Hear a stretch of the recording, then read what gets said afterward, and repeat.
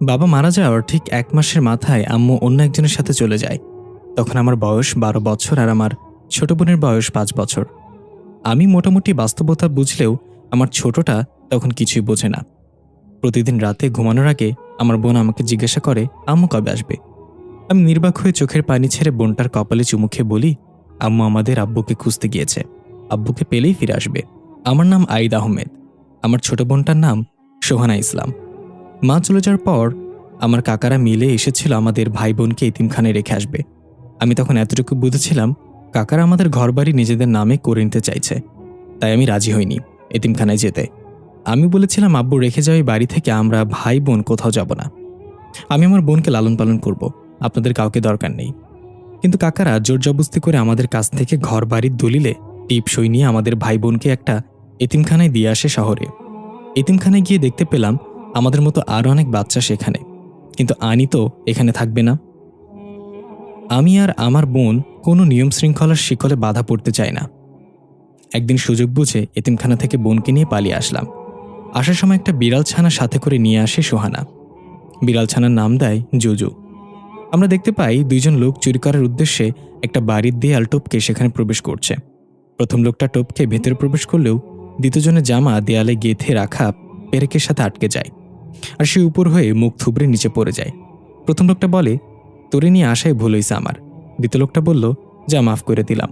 প্রথম লোকটা দাঁত কটমট করে বলল, ফাইজলামি করবি না, শুনছে এই বাড়িতে নাকি একটা মেয়ের আত্মা থাকে, অনেকদিন ধরেই বাড়িটা বন্ধ পড়ে আছে, তাই আমরা এসেছি এই বাড়ির জিনিসপত্রগুলো চুরি করতে। আত্মা তো আর টিভি ফ্রিজ ব্যবহার করে না, খামাখা জিনিসপত্রগুলো এখানে পড়ে পড়ে নষ্ট হচ্ছে। দ্বিতীয় লোকটা বলল, বা ওস্তাদ কি বুদ্ধি আপনার, কিন্তু এই আত্মা যদি আমাদের দেখে ফেলে চুরি করতে তাহলে কি হবে না? প্রথম লোকটা বলল, আরে গাধা, এখন গভীর রাত, আত্মা ঘুমিয়ে আছে, আমরা চুপি চুপি সবকিছু নিয়ে বের হয়ে যাব। এভাবে কথা বলতে বলতে দুইজন পা টিপে টিপে বাড়ির ভেতর প্রবেশ করলো।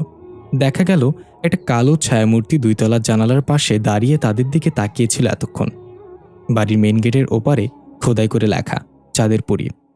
তারা দুইজনে ঘরে প্রবেশ করে বাটন ফোনের লাইটের আলোতে এদিক ওদিক খুঁজতে লাগলো। হঠাৎ পাশের রুম থেকে থালা বাসন পড়ে যাওয়ার শব্দ হলো। দুজনেই চমকে গিয়ে বুকে থুতু দিয়ে সেই রুমের দিকে এগিয়ে গেল ভয়ে ভয়ে। রুমের দরজাটার ধাক্কা দিতেই ক্যাত করে শব্দ হলো। দরজাটা একটু ফাঁকা হতেই একটা কালো বিড়াল রুম থেকে বের হয়ে দৌড়ে বাইরে চলে গেল। দুজনে আবারও ভয় পেয়ে উল্টে পড়ে গেল। দ্বিতীয় লোকটা বলল, উস্তাদ, আত্মা মনে হয় ঘুমাই নাই, চলেন আমরা চলে যাই, আমার ডর লাগতেছে। প্রথম লোকটা ফিসফিস করে ধমক দিয়ে বলল, চুপ, আত্মা আত্মা বলতে কিছু নেই, দেখলি না ওটা একটা বিড়াল ছিল, এখন চুপচাপ সব জিনিসপত্র বস্তায় ভরা শুরু কর। দ্বিতীয় লোকটা ভয়ে ভয়ে চারিদিকে তাকাচ্ছে আর সবকিছু বস্তায় ভরছে এক এক করে। প্রথম লোকটা ঘুরতে ঘুরতে অন্য একটা রুমে ঢুকে পড়ল। মোবাইলের হালকা আলোতে চোখে পড়ল বেশ বড় একটা আলমারি। লোকটা ভাবল আলমারির ভেতর হয়তো অনেক সোনা গহনা থাকতে পারে। লোকটার চোখ জলজল করে উঠল। সে ধীরে ধীরে আলমারির দিকে এগিয়ে গেল। এদিকে দ্বিতীয় লোকটা ছোট ছোট জিনিসগুলো বস্তায় ভরছিল। হঠাৎ তার পেছনে এসে দাঁড়ালো একটা মেয়ে মূর্তি। মেয়েটা গড়গড় শব্দ করছিল পেছনে দাঁড়িয়ে। লোকটা ভাবল তার ওস্তাদ এসে দাঁড়িয়েছে পেছনে, তাই সে না তাকিয়ে বলল, ওস্তাদ, আপনারা কতদিন কইছি ভালো ডাক্তার দেখায় গলার চিকিৎসা করেন, আপনার গড়গড়ান হলে আমার রাগ উঠে যায়। এদিকে প্রথম লোকটা আলমারির সামনে দাঁড়িয়ে আস্তে আস্তে আলমারিটা খুলল। আলমারি খুলতেই ভয়ঙ্কর একটা মেয়ে মূর্তি তার গলা চেপে ধরে বলল, আমার বাড়িতে চুরি করার সাহস হয় কিভাবে তোদের? দ্বিতীয় লোকটা চিৎকার করে দৌড়ে আসে সেখানে। ওস্তাদ, ওইখানে সেই আত্মা। এসে দেখে তার ওস্তাদের গলা চেপে ধরে আছে সেই মেয়ে মূর্তি। তার ওস্তাদ কোনো কথা বলতে পারছে না, শুধু গঙ্গানির মতো আওয়াজ করছে। এই দৃশ্য দেখে লোকটা জোরে চিৎকার করে উঠল। 10 বছর পর বাইরে থেকে সোহানা ডাকছে, ভাইয়া, এই ভাইয়া, তাড়াতাড়ি ঘুম থেকে উঠো। আমি একটু কাচুমাচু করে আবার ঘুমিয়ে পড়লাম। সোহানা এবার দরজা বাড়ি দিয়ে ডাকছে, ভাইয়া, আমি কিন্তু দরজা ভেঙে ফেলবো, তাড়াতাড়ি উঠতে বলছি তোকে। এবার একটু বিরক্ত হয়ে উঠে এক চোখে ঘুমিয়ে আরেক চোখ খুলে বিছানা থেকে নেমে দরজা খুলে বললাম, কি রে ভেন্ডি, সকাল সকাল এমন শুরু করছিস কেন? সোহানা রেগে বলল, আইদ্যা তোরে কতবার বলেছি আমি ভেন্ডি বলবি না। তুই যে নাক ডেকে ঘুমাচ্ছিস, তোর কি মনে নেই আজকে এই বাসার মালিক ফিরে আসবে? এসে যদি দেখে আমরা তার বাড়ি দখল করেছি তাহলে আবার আমাদের জেলে যেতে হবে। আমি এবার 2 চোখ খুলে ডলতে ডলতে বললাম, কস কি ভেন্ডি? তো এই কথাটা তুই আমাকে আগে বলবি না? তাড়াতাড়ি ব্যাগপত্র গোছগাছ কর, আমি একটু অফিস থেকে আসি। সোহানা বলল, তোর আবার অফিস আসলো কোত্থেকে? তোর তো নিজের নামটা ছাড়া আর কিছুই নাই। আমি বললাম, আরে বাথরুমে যাচ্ছি, বড় বড় সমস্যার সমাধান বাথরুমে বসে চিন্তা করলে পাওয়া যায়, তাই এটা একটা অফিসের চেয়ে কম কিসে? সোহানা নাট ছিটকে বলল, ইহ, যা এখান থেকে খচ্চর পোলাপান। আমি হাসতে হাসতে চলে গেলাম বাথরুমে। আসলে এতিমখানা থেকে পালিয়ে আসার পর কোথায় থাকবো, কি খাবো, কি করব কিছু বুঝতে পারছিলাম না। তারপর আমার জিনিয়াস মাথা খাটিয়ে একটা বুদ্ধি বের করলাম। শহরে এমন অনেক বাসা বাড়ি আছে যেগুলোর মালিক কাজের জন্য বাইরে যায়, তখন বাসা খালি থাকে আর খাবার দাবারও থাকে সেসব বাসায়। তাই এমন বাসা খুঁজতে লাগলাম যেটা তালা দেয়া। প্রথমে সেই বাসার দরজার তালার সাথে একটা ছোট পাথর বেঁধে রেখে আসতাম। তারপর 2 দিন পরে চেক করতাম সে পাথরটা কি এখনো আছে নাকি নেই। যদি দেখতাম পাথর নেই, তার মানে এই তালা খোলা হয়েছিল, এই বাসা পুরোপুরি ফাঁকা না, মানুষের আসা যাওয়া হয়। আর যেই বাসার তালা পাথর 2 দিন পরও থাকতো, তাহলে বুঝে নিতাম বাসার মালিক সত্যি নেই, এ বাসা খোলা হয়নি। তারপর নকল চাবি দিয়ে তালা খুলে আমি আর আমার বোন সেখানে নিজেদের মতো করে থাকতে শুরু করতাম। মালিক আসার আগে আমরা আবার সেই বাসা ত্যাগ করতাম, আবার অন্য বাসা খুঁজে নিতাম। এইভাবেই 3 বার ধরা পড়ে জেলে গিয়েছিলাম, কিন্তু আমি কুকুরের লেজ, আমি কি সোজা হব নাকি? এভাবেই বিভিন্ন লাক্সারিয়াস বাসায় তাদের খাবার দাবার খেয়ে জীবন চলে যাচ্ছে। সোহানাও অনেক হ্যাপি। আমাদের ভাই বোনের কোনো চিন্তা নেই, না ভবিষ্যৎ আর না অতীত। বর্তমান নিয়ে দারুণ কাটছে আমাদের। সোহানা ডেকে বলল, ভাইয়া তাড়াতাড়ি কর, বাইরে গাড়ি এসে থেমেছে, হয়তো মালিক চলে এসেছে। এটা শুনে আমি ব্রাশ মুখে নিয়েই দৌড়ে বের হয়ে নিজের ব্যাগ কাঁধে নিয়ে বললাম, চল চল, পেছনের দরজা দিয়ে বের হতে হবে এখন। জুজু কোথায়? সোহানা বলল, আরে ওর কথা তো মনেই নাই। জুজু কই তুই? জুজু? আমি জানলা দিয়ে দেখলাম একটা টাকওয়ালা মাথা গাড়ি থেকে নামছে, সাথে তার 2 বাচ্চা আর বউ। তারা গাড়ি থেকে নেমে বাসার দিকে আসছে। আমি বললাম, সোহানা জলদি জুজুকে নিয়ে আয়, তারা আসছে। সোহানা জুজুকে খুঁজতে খুঁজতে দেখলো ফ্রিজের ওপর চিটপাটাং হয়ে ঘুমিয়ে আছে। সোহানা গিয়ে জুজুকে কোলে নিয়ে তাড়াতাড়ি এসে বলল, ভাইয়া চল। জুজু চোখ খুলে ম্যাও করে উঠল, হয়তো বলছে যে আমাকে আরেকটু ঘুমাইতে দে বাল। আমি আর সোহানা তাড়াতাড়ি পেছনের দরজা দিয়ে বের হয়ে গেলাম। এদিকে বাসার মালিক ঘরে ঢুকে অবাক, এ কি অবস্থা বাসার, সবকিছু এলোমেলো হয়ে পড়ে আছে, মনে হচ্ছে শুধু এই বাসায় ভূমিকম্প হয়েছে। মালিক মাথায় হাত দিয়ে বসে পড়ল। আমি আর সোহানা একটা পার্কে এসে নিজেদের ব্যাগপত্র রেখে বসলাম। সোহানা জুজুর মাথায় হাত বোলাতে বোলাতে বলল, এখন আবার কোন বাসা? আমি বললাম, আরও কয়েকটা বাসায় তালা পাথর রেখেছি, গিয়ে দেখতে হবে কোনটায় পাথর আছে, সেখানেই থাকবো। সোহানা বলল, ভাইয়া আমার খিদে পেয়েছে, আইসক্রিম খাবো। আমি বললাম, খিদে লাগলে আইসক্রিম কেন খাবি তুই? তুই অন্য কিছু খা, রুটি খা, বিস্কিট খা। সোহানা বলল, যা, ওসব খাই কুত্তারা, তোর কি আমার কুত্তা মনে হয় নাকি? আমি বললাম, অ্যানি সন্দেহ। সোনা রেগে বলল, তুই কুত্তা, এখন আমার জন্য আইসক্রিম আনবি, না হলে আমি চিল্লায় লোক জড়ো করে বলবো তুই আমার কিডন্যাপ করে নিয়ে যাচ্ছিস। এখন বল, আইসক্রিম খাওয়াবি নাকি গণধোলাই খাবি? আমি ভ্রুকুচকে বললাম, তোর মতো বোন যার আছে তার শত্রু দরকার নাই, এখানে বস, আমি আইসক্রিম নিয়ে আসছি। আমি উঠে চলে গেলাম আইসক্রিম আনতে। এখনও সকাল হওয়ায় তেমন দোকানপাট খোলা হয়নি। আইসক্রিমের দোকান খুঁজতে খুঁজতে অনেক দূরে চলে আসলাম। অবশেষে পেয়ে গেলাম। একটা আইসক্রিম কিনে যখনই চলে আসতে যাব, এখনই ভুলবশত একটা মেয়ের সাথে ধাক্কা খেলাম। আমার হাত থেকে আইসক্রিমটা পড়ে গেল। আমি রাগ হয়ে কিছু বলতে যাব, তার আগে মেয়েটা বলল, ওই মিয়া, চোখ কি পেছনের পকেটে নিয়ে ঘোরেন নাকি? আশেপাশে দেখে চলতে পারেন না? আমি হাঁ করে তাকিয়ে আছি মেয়েটার দিকে। মেয়েটা কি বলছে তার একটা কথা আমার কানে ঢুকছে না। আমি শুধু ওর কথা বলার অঙ্গিভঙ্গিগুলো দেখে মুচকে মুচকে হাসছি। এত সুন্দর মানুষ হয় নাকি? এজন্য জান্নাত থেকে পালিয়ে আসা হুর। গালের টোল পরা মেয়েটার সৌন্দর্য আরো দ্বিগুণ বাড়িয়ে দিয়েছে। হালকা লালচে চুলগুলো সকালে স্নিগ্ধ বাতাসে উড়ছে। মেয়েটা বারবার চুলগুলো হাত দিয়ে কানের পেছনে সরিয়ে দিচ্ছে। আমার উপর রাগ দেখিয়ে মেয়েটা চলে গেল। আমি এখনও সেভাবেই দাঁড়িয়ে আছি। মেয়েটার ঘোর যেন কিছুতেই কাটছে না আমার চোখ থেকে। হঠাৎ মনে পড়ল সোহানা পার্কে বসে আছে আইসক্রিমের জন্য। আমি হুশে এসে তাড়াতাড়ি আরেকটা আইসক্রিম কিনে যেতে লাগলাম পার্কের দিকে। আইসক্রিমের দোকান খুঁজতে খুঁজতে অনেক দূর চলে এসেছি। হঠাৎ আমার চোখ গেল রাস্তা থেকে একটু দূরে অনেক বড় একটা বাড়ির দিকে। বাড়িটা সম্পূর্ণ সাদা রঙের। একটু এগিয়ে গিয়ে দেখলাম বাড়ির গেটে তালা দেয়া। আমার মনে লাড্ডু ফুটল। একটা ছোট পাথর উঠিয়ে তালার উপর রেখে দিলাম। যদি এই বাড়িতে কেউ না থাকে তাহলে আগামীকাল এখানে আসবো থাকার জন্য। গেটের উপরে তাকিয়ে দেখলাম সেখানে লেখা চাঁদের পরী। তার মানে এই বাড়ির নাম চাঁদের পরী। আমার তো ইচ্ছে করছে এখনই এই বাড়িতে ঢুকে পড়ি। বাইরে থেকে এত সুন্দর, না জানি ভেতরে কতই না জাঁকজমকপূর্ণ হবে। তালার উপর পাথরটা রেখে তাড়াতাড়ি করে পার্কে চলে এলাম। এদিকে আমরা দেখি বাড়ির জানালা দিয়ে কেউ একজন আইদের উপর নজর রাখছে। আইদ সেখান থেকে চলে যাওয়ার পর জানালার একটা কাঁচ ঠাস করে ভেঙে গেল। পার্কে এসে দেখলাম সোহানা এক মন অন্যদিকে তাকিয়ে কি যেন দেখছে। খেয়াল করলাম একটা মহিলা তার 5 থেকে 6 বছরের বাচ্চা মেয়েকে নিয়ে খেলা করছে। বুঝতে পারলাম সোহানা আবার মায়ের কথা মনে করে মন খারাপ করে বসে আছে। আমি গলা খাকুনি দিয়ে বললাম, ভেন্ডি, এই না তোর আইসক্রিম। সোহানা চমকে গিয়ে এদিকে তাকিয়ে বলল, আরেকবার যদি আমাকে ভেন্ডি কস তাহলে তোর দাঁত খুলে এমন জায়গায় লাগিয়ে দিব যেখানে দাঁতের কোনো দরকার নেই। আমি একটু চিন্তা করে বুঝলাম ও কোথায় লাগানোর কথা বলেছে, তাই বললাম, চেতিস না, না আইসক্রিম খা। সোহানা আইসক্রিমের প্যাকেট খুলে দেখলো শুধু একটা কাঠি, আর আইসক্রিম গলে একদম পানি হয়ে গেছে। এটা দেখে সোহানা সেটা ফেলে দিয়ে ব্যাস ভ্যা করে কান্না করে দিল। আমি ওকে বোঝাতে লাগলাম, দেখ বইন, অনেক দূর থেকে আনছি, তাই গলে গেছে, কান্দিস না, আমি তাকে আবার কিনে দেব। কিন্তু সোহানা বাচ্চাদের মতো করে কান্না করেই যাচ্ছে। এর মাঝে জুজু গিয়ে সেই ফেলে দেওয়া আইসক্রিমের প্যাকেটে মুখ ঢুকিয়ে খেতে লাগলো। খাওয়া শেষে জুজু আর প্যাকেট থেকে তার মুখ বের করতে পারছে না, তাই মাটিতে শুয়ে ম্যাও ম্যাও করতে লাগলো। এটা দেখে সোহানা হেসে দিল। আমিও হাসতে হাসতে সোহানার পাশে বসলাম। জুজু হয়তো বলছে, আরে হনুমানের বাচ্চাগুলা, মজা নিস না, আমার মুখ থেকে এটা সরা বলতেছি। অবশেষে জুজু প্যাকেট থেকে নিজের মুখ বের করে সে সোহানার কোলে বসে পড়ল। আমি বললাম, একটা রাজপ্রাসাদের মতো বাড়ি দেখে আসছি, সবকিছু ঠিক হলে 2 দিন পর আমরা সেই রাজপ্রাসাদে উঠব। সোহানা বলল, তাহলে এই 2 দিন কোথায় থাকবো? আমি বললাম, চল, এর আগে আরও 3টা বাড়িতে পাথর রেখে এসেছিলাম, আপাতত সেখানে গিয়ে দেখি, একটা না একটা বাসা পাবোই থাকার জন্য।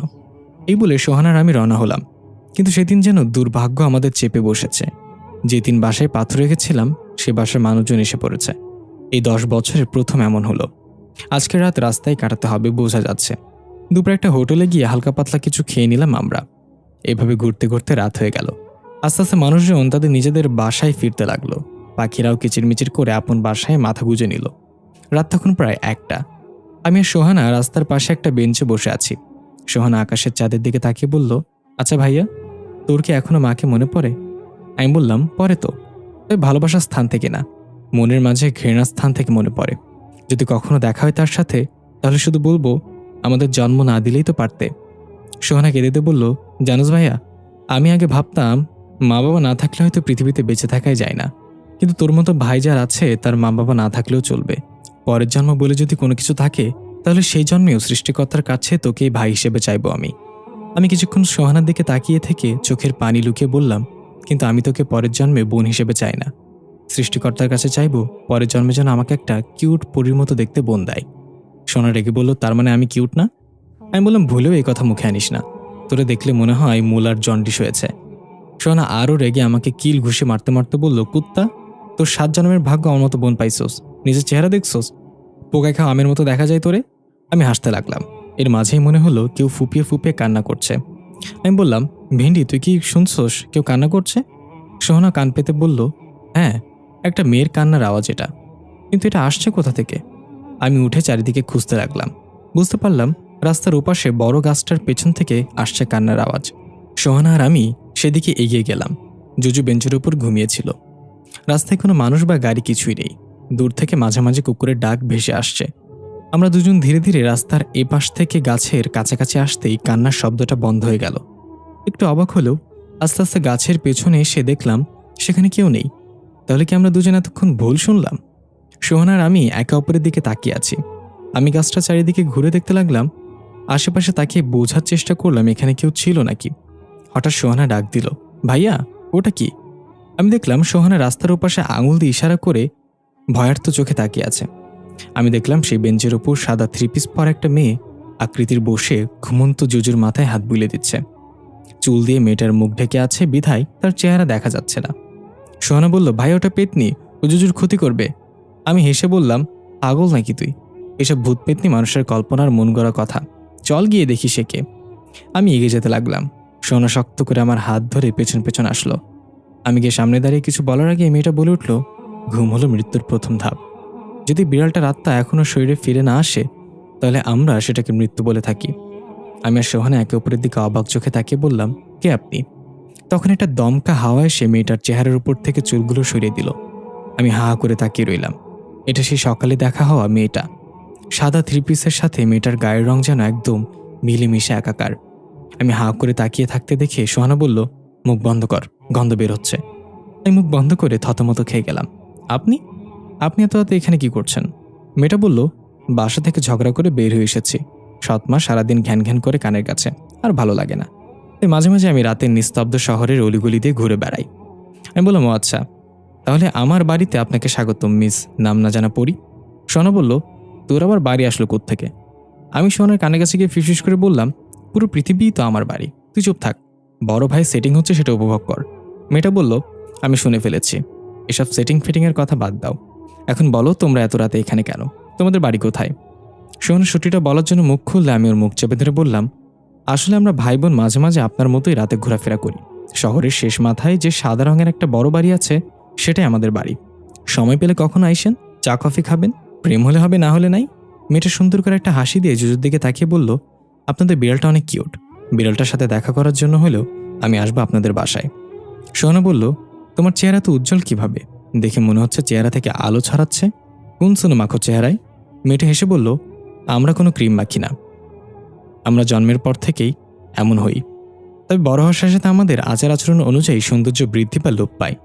যার আচরণ যত সুন্দর, তার সৌন্দর্য তত উজ্জ্বল। এবার আমি একটু অবাক হয়ে জিজ্ঞেস করলাম, আমরা মানে? মেয়েটা একটু থতমত খেয়ে বলল, আমরা মানে মেয়েরা। মেয়েদের সৌন্দর্য তার ব্যবহারে ফুটে ওঠে। আপনার বোন অনেক সুন্দর, নিজের যত্ন নিও সোহানা, তাহলে নিজেই নিজের উপর ক্রাশ খাবে। সোহানা একটু লজ্জা পেয়ে আমাকে বলল, দেখ, অন্যরা ঠিকই বুঝলো আমি সুন্দরী, তুই বুঝলি না। এবার টাকা জমিয়ে তোকে ভালো কোনো চোখের ডাক্তার দেখাবো। আমি সোহানার কথা এড়িয়ে বললাম, আচ্ছা আপনার নাম কি? মেয়েটা বলল, আমার এখন যা করছি তাই আমার নাম। এই বলে মেয়েটা সুন্দর করে হেসে চলে যেতে লাগলো। আমরা এখন যা করছি তাই ওর নাম। আমরা এখন কি করছি? কি বলে গেল মেয়েটা? নাম কি ওর? কথার আগামাথা কিছুই বুঝলাম না। সোনা বলল, আরে গাধা, ওর নামই কথা। আমি বুঝতে পেরে জোরে রাগ দিলাম, কথা? আবার দেখা হবে। মেয়েটা একবার ঘুরে তাকিয়ে মন পাগল করা হাসি দিয়ে চলে গেল। আমি বুকের বাঁ পাশে হাত দিয়ে বেঞ্চে বসে পড়লাম। জুজু লেজের উপর আমার পা পড়াতে জুজু লাফ দিয়ে উঠে ওর ভাষায় আমাকে গালি দিল, হালার পুত, দেখে শুনে বসতে পারস না? সোনা বলল, ভাইয়া কি হয়েছে? বুকে হাত দিয়ে রাখছিস কেন? তোর কি হার্ট অ্যাটাক হচ্ছে নাকি? আমি সোহানার গাল টেনে দিয়ে বললাম, না রে ভেন্ডি, তোর ভাইয়া প্রেমে পড়েছে। সকালে সূর্যটা উঁকি মারছে গাছের পাতার ফাঁক দিয়ে। আমি উঠে গেলাম ঘুম থেকে। বেঞ্চে হেলান দিয়ে ঘুমিয়ে গিয়েছিলাম। সোহানা আমার রানের উপর মাথা রেখেই ঘুমিয়েছিল, তাই আমি নড়াচড়া করলাম না। ও আরেকটু ঘুমাক। এক পলকে সোহানার ঘুমন্ত মায়াবী চেহারার দিকে তাকিয়ে রইলাম।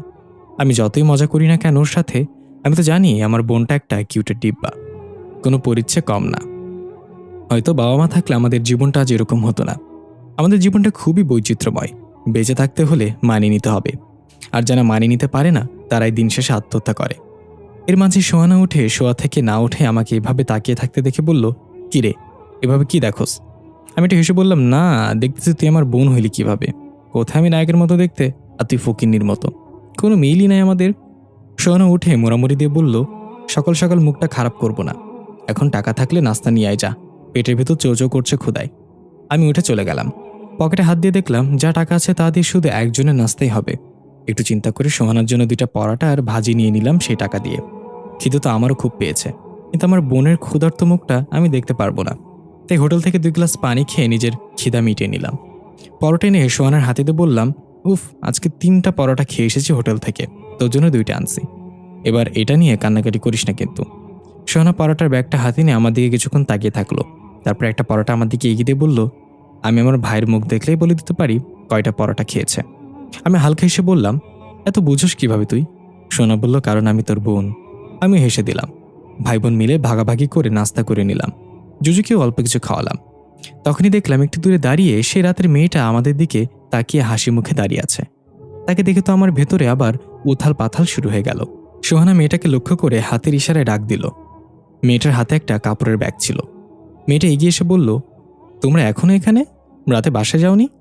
আমি আমতামতা করে কিছু বলার আগেই মেয়েটা ব্যাগ থেকে কিছু মজাদার খাবার বের করে আমাদের সামনে রাখলো। খাবারগুলো দেখে জিভে পানি চলে আসলো। তবুও ভদ্রতার খাতিরে বললাম, এসব কেন? মেয়েটা বলল, আমি কাল রাতে জুজুকে দেখে বুঝেছিলাম ও অনেক দুর্বল, তাই বুঝে নিয়েছিলাম তোমরা একটু অভাবে আছো। আমাকে মিথ্যা না বললেও হতো, আমি জানি তোমরা কিভাবে কোথায় থাকো। আমি একটু লজ্জা পেয়ে বললাম, আপনি কিভাবে জানেন? সেসব কথা না হয় পরে হবে, এখন পেট পুরে খেয়ে নাও, আমি নিজের হাতে রান্না করে এনেছি। এ বলে আমাদের দিকে খাবারের বাটি এগিয়ে দিল। সোহানা বলল, তুমিও খাও আমাদের সাথে। মেয়েটাই একটু হেসে আমাদের সাথে খেতে বসলো রাস্তার পাশের বেঞ্চের ওপর। এত সুস্বাদু খাবার আমি কোনোদিনই খাইনি। চুরি করে অনেক বড় বড় রেস্তোরাঁ থেকে খাবার খেয়েছি, বড় লোকদের বাসায় ফ্রিজে থাকা দামি দামি খাবার খেয়েছি, কিন্তু এটা সম্পূর্ণ আলাদা, এই জন্য এক অন্য জগতের খাবার। হঠাৎ সোহানা কেমন যেন করে মাথা ঘুরিয়ে সেখানে পড়ে গেল। আমি ঘাবড়ে গিয়ে বললাম, সোহানা, কি হয়েছে তোর? সোহানা। তাকে দেখলাম মেয়েটার মুখে অদ্ভুত একটা হাসি। আমি বুঝে গেলাম এই খাবারে কিছু মেশানো ছিল। আমি বলতে যাব, কি খাওয়ালেন এগুলো আমাদের? তখনই আমার মাথা ভো ভো করে ঘুরতে লাগলো। সবকিছু ঝাপসা দেখছি চোখে। আমিও জ্ঞান হারিয়ে সেখানে লুটিয়ে পড়লাম। যখন জ্ঞান ফিরল, আমি দেখলাম একটা বড় গাছের ছায়ার নিচে আমি শুয়ে আছি। গাছ থেকে বাতাসের লাল পাতাগুলো ঝরে পড়ছে, বিভিন্ন রঙের প্রজাপতি উড়ে বেড়াচ্ছে চারিদিকে। আমি ধীরে ধীরে উঠে দাঁড়ালাম। কোথায় আছি আমি তা বোঝার চেষ্টা করলাম। চারপাশে তাকিয়ে দেখলাম সবুজ মাঠ দূর দূরান্ত পর্যন্ত। তার মানে কি আমরা মারা গিয়েছি? আমি কি পরকালে চলে এসেছি? সোহানা কোথায়? আমি চিৎকার করে ডাকতে লাগলাম সোহানাকে, কিন্তু আশেপাশে কেউ নেই। হঠাৎ গাছের ওপর থেকে নীল রঙের একটা সাপ আমার সামনে পড়ল। আমি ভয়ে পিছিয়ে গিয়ে পড়ে গেলাম। ছোটবেলা থেকে আমি সাপ অনেক ভয় পাই। সাপটা ফুসফুস করে আমার দিকে এগিয়ে আসতে লাগলে আমি উঠে দৌড় দিলাম। জানি না কোন দিকে যাব। চোখের দৃশ্যে যতটুকু যায় শুধু সবুজ মাঠ। প্রাণপণে ছুটছে আমি। এভাবে কতক্ষণ দৌড়ের ওপর ছিলাম তা জানি না। ছুটতে ছুটতে একটা জায়গায় এসে বসে হাঁপাতে লাগলাম। মাথা উঠিয়ে তাকাতেই আমার চোখ বড় বড় হয়ে গেল। সামনে ছোট একটা বাড়ি, অথচ আমি তো দূর দূরান্ত পর্যন্ত কিছুই দেখলাম না। তখন একটু খেয়াল করে বাড়িটা চিনতে পেরে আমার বুকে চিনচিন ব্যথা শুরু হয়ে গেল। এটা সেই বাড়িটা যেখানে আমার ছোটবেলা কেটেছে। বাবা মা আর আমি ছিলাম এই বাড়িতে। তখনও সোহানা জন্ম নেয়নি। আমি আস্তে আস্তে উঠে বাড়ির ভেতরে প্রবেশ করলাম। চারপাশে তাকিয়ে সবকিছু অবাক হয়ে দেখছিলাম। ওই তো আমার সেই নীল গাড়িটা বাবা মেলা থেকে কিনে দিয়েছিল। ওই তো আমার সেই ফুটবলটা যেটাতে খেলতে গিয়ে আমার পা কেটে গিয়েছিল। আমার চক আর সিলেটগুলো এখনও তো টেবিলের উপর সুন্দর করে সাজিয়ে রাখা আছে।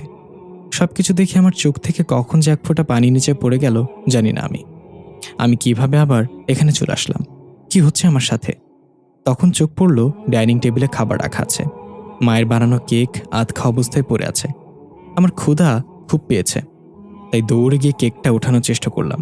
কিন্তু একে আমি এটা স্পর্শ করতে পারছি না। আমি যেন একটা আলোর মতো সবকিছু আমি ভেদ করে চলে যাচ্ছি। আমি অন্যান্য জিনিসগুলো ধরে দেখতে চাইলাম, কিন্তু কোনো কিছুই আমার শরীরে স্পর্শ করতে পারছে না। তখনই রুমের পাশ থেকে একটা কণ্ঠ ভেসে আসলো। আইদ, স্কুলে যাওয়ার সময় হয়ে গেছে, রেডি হয়ে নাও। এটা আমার মায়ের কণ্ঠ। আমি ধীরে ধীরে সেই রুমের দিকে এগিয়ে গেলাম। আমার পা যেন চলছেই না। এতদিন পর মাকে দেখার অনুভূতি বলে বোঝাতে পারবো না। আমি গিয়ে সেই রুমের দরজার সামনে দাঁড়াতেই মা রুম থেকে বের হয়ে আমাকে ভেদ করে আমার ভেতর দিয়ে চলে গেল। আমি যেন এক মুহূর্তের জন্য অনেকটা ভয় পেয়ে গেলাম। মা তখন প্রেগনেন্ট ছিল, তার মানে সোহানা এখন মায়ের পেটে। আমি কি করব কিছুই বুঝতে পারছি না। মায়ের মুখটা দেখে এত বছর ধরে মায়ের প্রতি জমিয়ে রাখা রাগ ঘৃণা সবকিছু যেন নিমিষেই শেষ হয়ে গেল। আমি দূরে দাঁড়িয়ে এক পলকে মায়ের দিকে তাকিয়ে আছি। মা গিয়ে ডাইনিং টেবিলে আধ খাওয়া কেকটা দেখে একটু রেগে গিয়ে বলল, আইদ, এই ছোট কেকটা তুমি পুরো খেতে পারোনি। বাইরে থেকে আইদ মানে ছোটবেলার আমি দরজায় উকি দিয়ে হালকা উতলিয়ে বললাম, তোমার পেতুতা কত বলো দেখো তো মা, আমি থপ খেয়ে ফেললে তোমার কম পলে দাবে। মা হাসতে হাসতে আমার কাছে গিয়ে আমার চুল টেনে দিয়ে বলল, ওরে আমার বইরা বাবা, আমার জন্য এত চিন্তা তোমার? আমার কম পড়বে না, তুমি এখন পুরো কেকটা খেয়ে নেবে, কোনো কথা বলবে না। ছোট্ট আমি বাধ্য ছেলের মতো কেকটা হাতে নিয়ে খেতে খেতে বললাম, মা, তোমার পেতুটা এত বড় কেমনে এলো? মা বলল, আমার পেটে তোমার জন্য একটা খেলার সাথীকে যত্ন করে রেখেছি, বুঝছো? কয়েকদিন পর তাকে বাইরে আনবো। তোমার মতোই এটা আমার আরেকটা কলিজার টুকরা। ছোট্ট আমি বললাম, এত আদলের কলিজার টুকরা হলে তাকে খেয়ে ফেলতো কেন? তুমি একটা লাক্ষুস। মা হাসতে হাসতে বলল, হয়েছে, অনেক পাকনা পাকনা কথা বলছো। এখন খেয়ে তাড়াতাড়ি রেডি হয়ে নাও, স্কুলে দেরি হয়ে যাচ্ছে। এই বলে মা উঠে চলে গেল। আমি দূরে দাঁড়িয়ে সবকিছু দেখছিলাম। আমার চোখ পানিতে টলমল করছে। এই বুঝি চোখ থেকে অঝরে পানি ঝরবে। মা আমাকে কতই ভালোবাসতো। এই মা কেন বাবার মৃত্যুর পর আমাকে আর আমার বোনকে ছেড়ে চলে গেল? এই মা আর ওই মায়ের মধ্যে আকাশ পাতাল তফাৎ। আমার সব হিসাব এলোমেলো হয়ে যাচ্ছে। তখনই ছোট্ট আমি আমার দিকে তাকিয়ে অদ্ভুত একটা হাসিতে বলল, কেক খাবে? আমি অবাক হয়ে কিছু বলতে যাব, তার আগে অদ্ভুত একটা সাদা রশ্মি এসে আমার চোখে পড়ল। আমি আর কিছু দেখতে পেলাম না সামনে। চোখ বন্ধ করে ডাকতে লাগলাম, মা, আমি এসেছি। মা, আমার সাথে একটু কথা বলো, অনেক মনে পড়ে তোমাকে। হঠাৎ একটা গালে কারো থাপ্পড় পড়তে আমি চোখ খুলে দেখলাম সোহানা আমার পাশে বসে আছে। আমি এখনও সে রাস্তার পাশে বেঞ্চের ওপর শুয়ে আছি। আমাকে চোখ খুলতে দেখে সোহানা বলল, কি রে, কোন জগতে ছিলি তুই? মাকে কেন রাখছিলি বারবার? কি হয়েছে তোর? আমি ধরফর করে উঠলাম। কি হয়েছিল আমাদের? ওই খাবারে কি মেশানো ছিল? কথা নামের মেয়েটা কোথায়? তুই ঠিক আছিস তো? সোহানা বলল, হ্যাঁ, আমি ঠিক আছি। জানি না ওই মেয়েটা কোথায় চলে গেল। আমি যখন হুঁশে আসলাম তখন তুই এখানে পড়েছিলি। না কোনো মেয়ে ছিল না কোনো খাবার। তোকে অনেকক্ষণ ধরেই জাগানোর চেষ্টা করছিলাম আমি, কিন্তু তুই উঠছিলি না। পরে শুনলাম তুই মা করছিস, তাই থাপ্পড় মারতে তুই উঠে গেলি। আমি গালে হাত দিয়ে বললাম, তুই আমাকে থাপ্পড় মারছোস?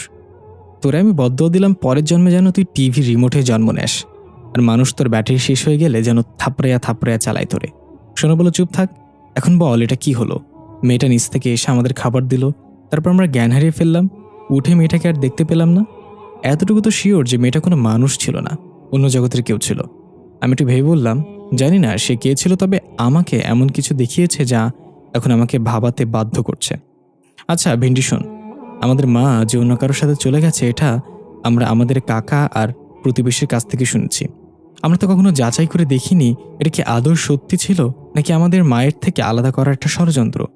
সোহান একটু অবাক হয়ে বলল, হঠাৎ করে তোর এসব চিন্তা হচ্ছে কেন ভাইয়া? আমরা তো মাকে ঘৃণা করি। সে আমাদের ছেড়ে তখন চলে গেছে যখন তাকে আমাদের সবচেয়ে বেশি দরকার ছিল। আমি বললাম, সব সত্যি সবসময় সত্যি হয় না বোন। হলো তোকে একটা গল্প শোনাই। এক গ্রামে দুই বন্ধু ছিল। একজনের নাম সত্য, আরেকজনের নাম মিথ্যা। তারা দুজন দেখতে একই রকম ছিল। মানুষ তাদের আলাদা আলাদা পোশাক দেখে তাদেরকে চিনতে পারত। তারা দুজন একদিন জঙ্গলে শিকার করতে গেল। শিকার করতে করতে জঙ্গলের অনেক গভীরে তারা একটা বড় পানির কূপ দেখতে পেল। তারা দুজন ঠিক করলো এখানে তারা গোসল করবে। তাই নিজেদের কাপড় খুলে কূপের উপর রেখে কূপে নেমে পড়লো গোসল করার জন্য। সত্য ছিল অনেক সাহসী, তাই সে আগে কূপে নামলো। এদিকে মিথ্যা সবসময় সত্যের উপর হিংসা করত, কারণ সবাই সত্যকে বেশি ভালোবাসত। তাই মিথ্যা কূপে না নেমে সত্যর খুলে রাখা জামা কাপড় নিল এবং সত্যকে সেই কূপে একা ফেলে চলে এলো। গ্রামে ফিরে আসার পর সবাই তাকে সত্য হিসেবে গ্রহণ করে নিল পোশাক দেখে। আর ওইদিকে জঙ্গলের কূপে আসল সত্য চাপা পড়ে গেল চিরদিনের জন্য।